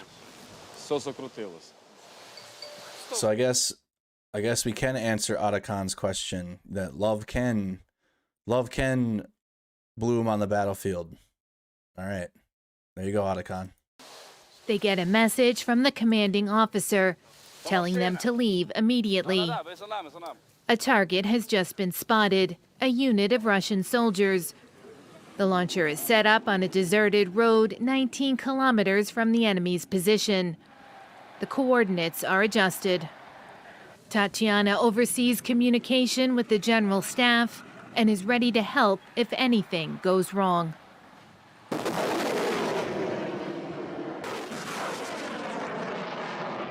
After the rockets are fired, they have less than 3 minutes to make their getaway if they want to stay alive. The unit heads to another fallback position to await orders. During the downtime, they check their equipment and reminisce about their August wedding. Wow. It's easier for me. Now I always know what he's doing, and he always knows what I'm doing. It's really better. I know I can help her if something happens. Along the Kherson front over the past few weeks, Ukrainian forces have retaken around 90 towns under Russian control. We're going to liberate Kherson, but afterwards we'll have to clean up the place, completely drive out the enemy, restore normal life. The battlefield successes keep the unit's spirits up, along with the goal of liberating the city that fell to Russian forces 8 months ago. All right, so that's the couple serving together in the Kherson front line, coming together and finding love on the battlefield. Here's video from the Sun. Ukrainian forces conduct preemptive fire at Russian military in Kharkiv. So some more combat footage. These are Ukrainian soldiers, and again, they're firing at Russian positions in the Kharkiv Oblast.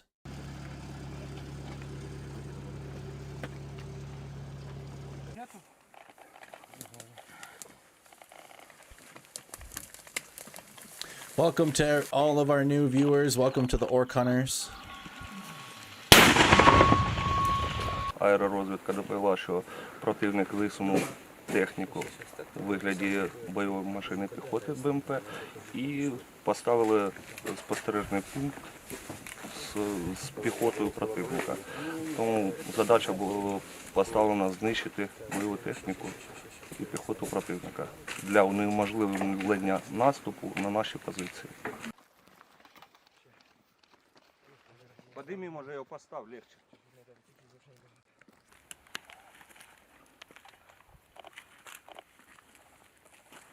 Так, у противника є контрбатарейні системи, які завдяки своїм можливостям дуже швидко знаходять, звідки працює артилерія, і потім контрбатарейним вогнем накривають. Тому кочуючи працює дуже швидко. Виїхали, відпрацювали і покинули позицію.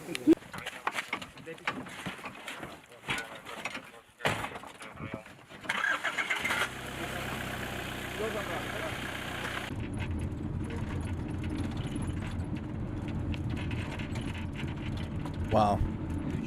Got to quick get out of there, shoot, move, and communicate, and get the hell out of the position. So credit to, again, the Sun for Ukrainian forces conducting preemptive strikes on Russian positions. So let's go put that at the end here.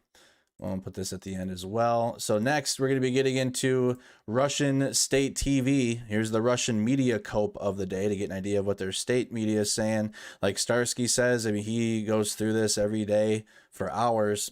Right, we only spend like a few minutes on it a day because it's just ridiculous. But we do this so you can combat the Russian narrative yourself, so you yourself can understand what their storyline is, because that's the only way you're going to get it, is to hear it from them yourself. So we're getting this to understand what their storyline is, so we can combat their narrative with facts and the truth. So here's Russian state media, and then we'll do Ukraine's media right after.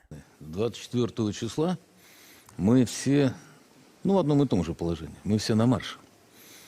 Но неужели для кого-то еще есть сомнения, с кем мы воюем?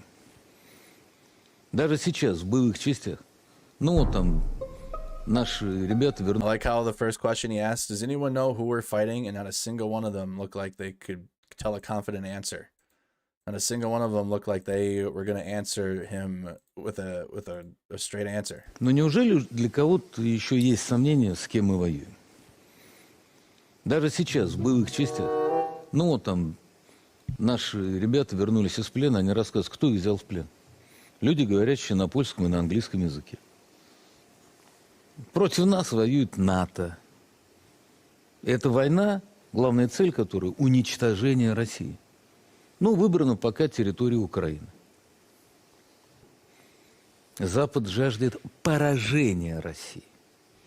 Запад жаждет уничтожения России и Белоруссии. Расчленения, унижения.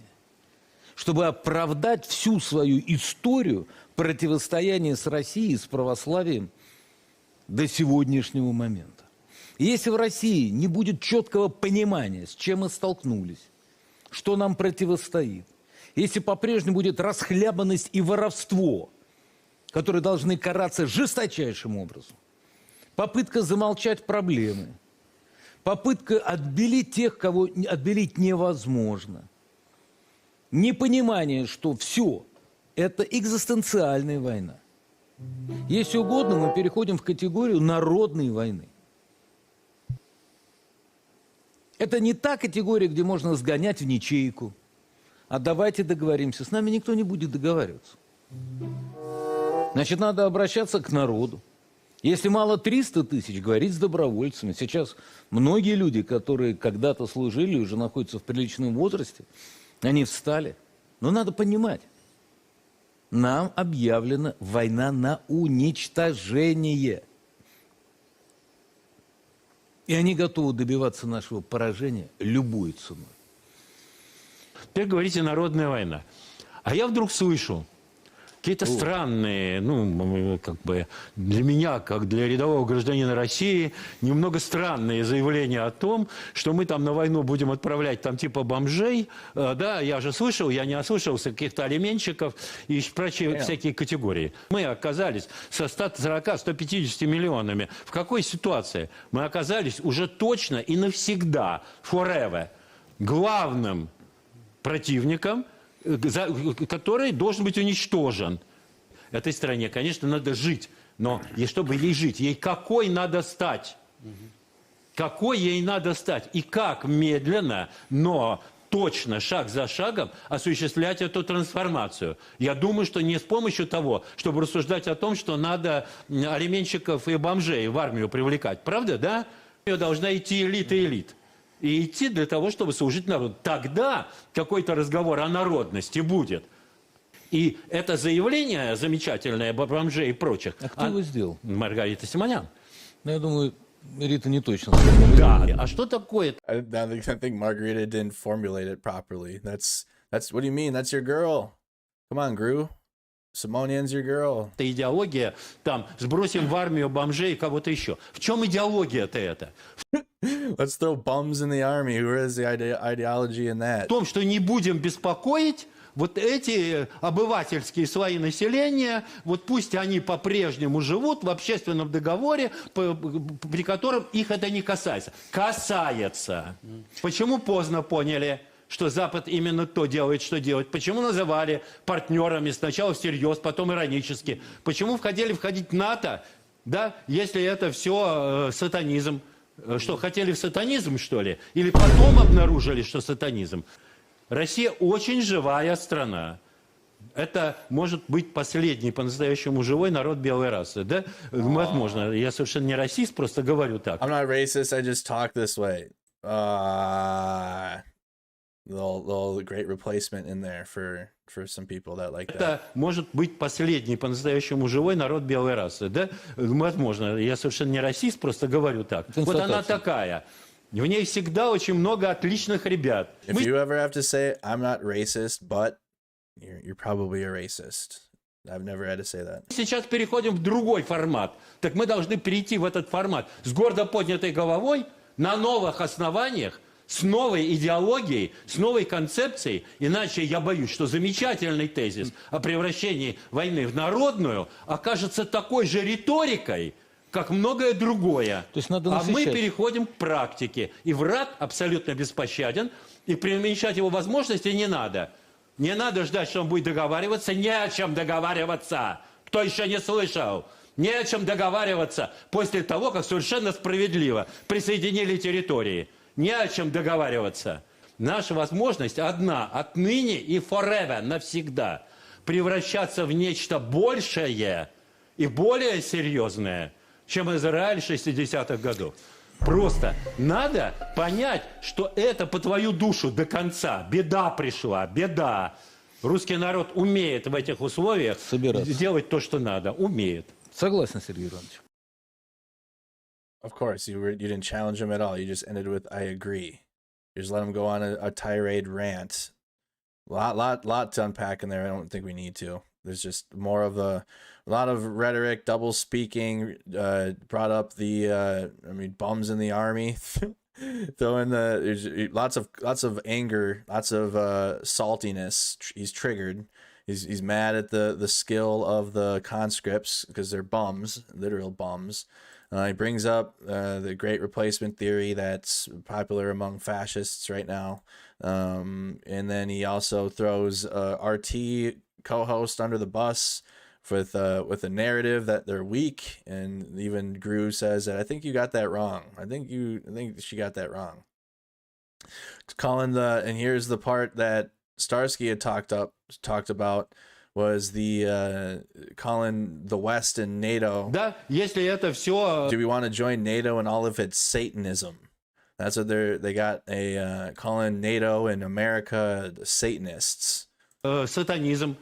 Что хотели... Do we want to join Satanism or what? See, they got like a little religious twist here now. That's their newest narrative. Newest story arc is going at religion and coming up with that. So that's what Russian state media has to say for the day and their cope of the day. Here's Ukraine. They don't have state TV, but here's Ukraine media. Russian invasion of Ukraine has already killed more Russian troops than 10 years of war in Chechnya. Yevgeny Bizayev, a resident of the Sverdlovsk region of Russia, was 28 years old. The man has been drafted to fight in the war against Ukraine in the first days of the Russian mobilization. Almost immediately, he ended up at the front line, and 10 days later, he was killed.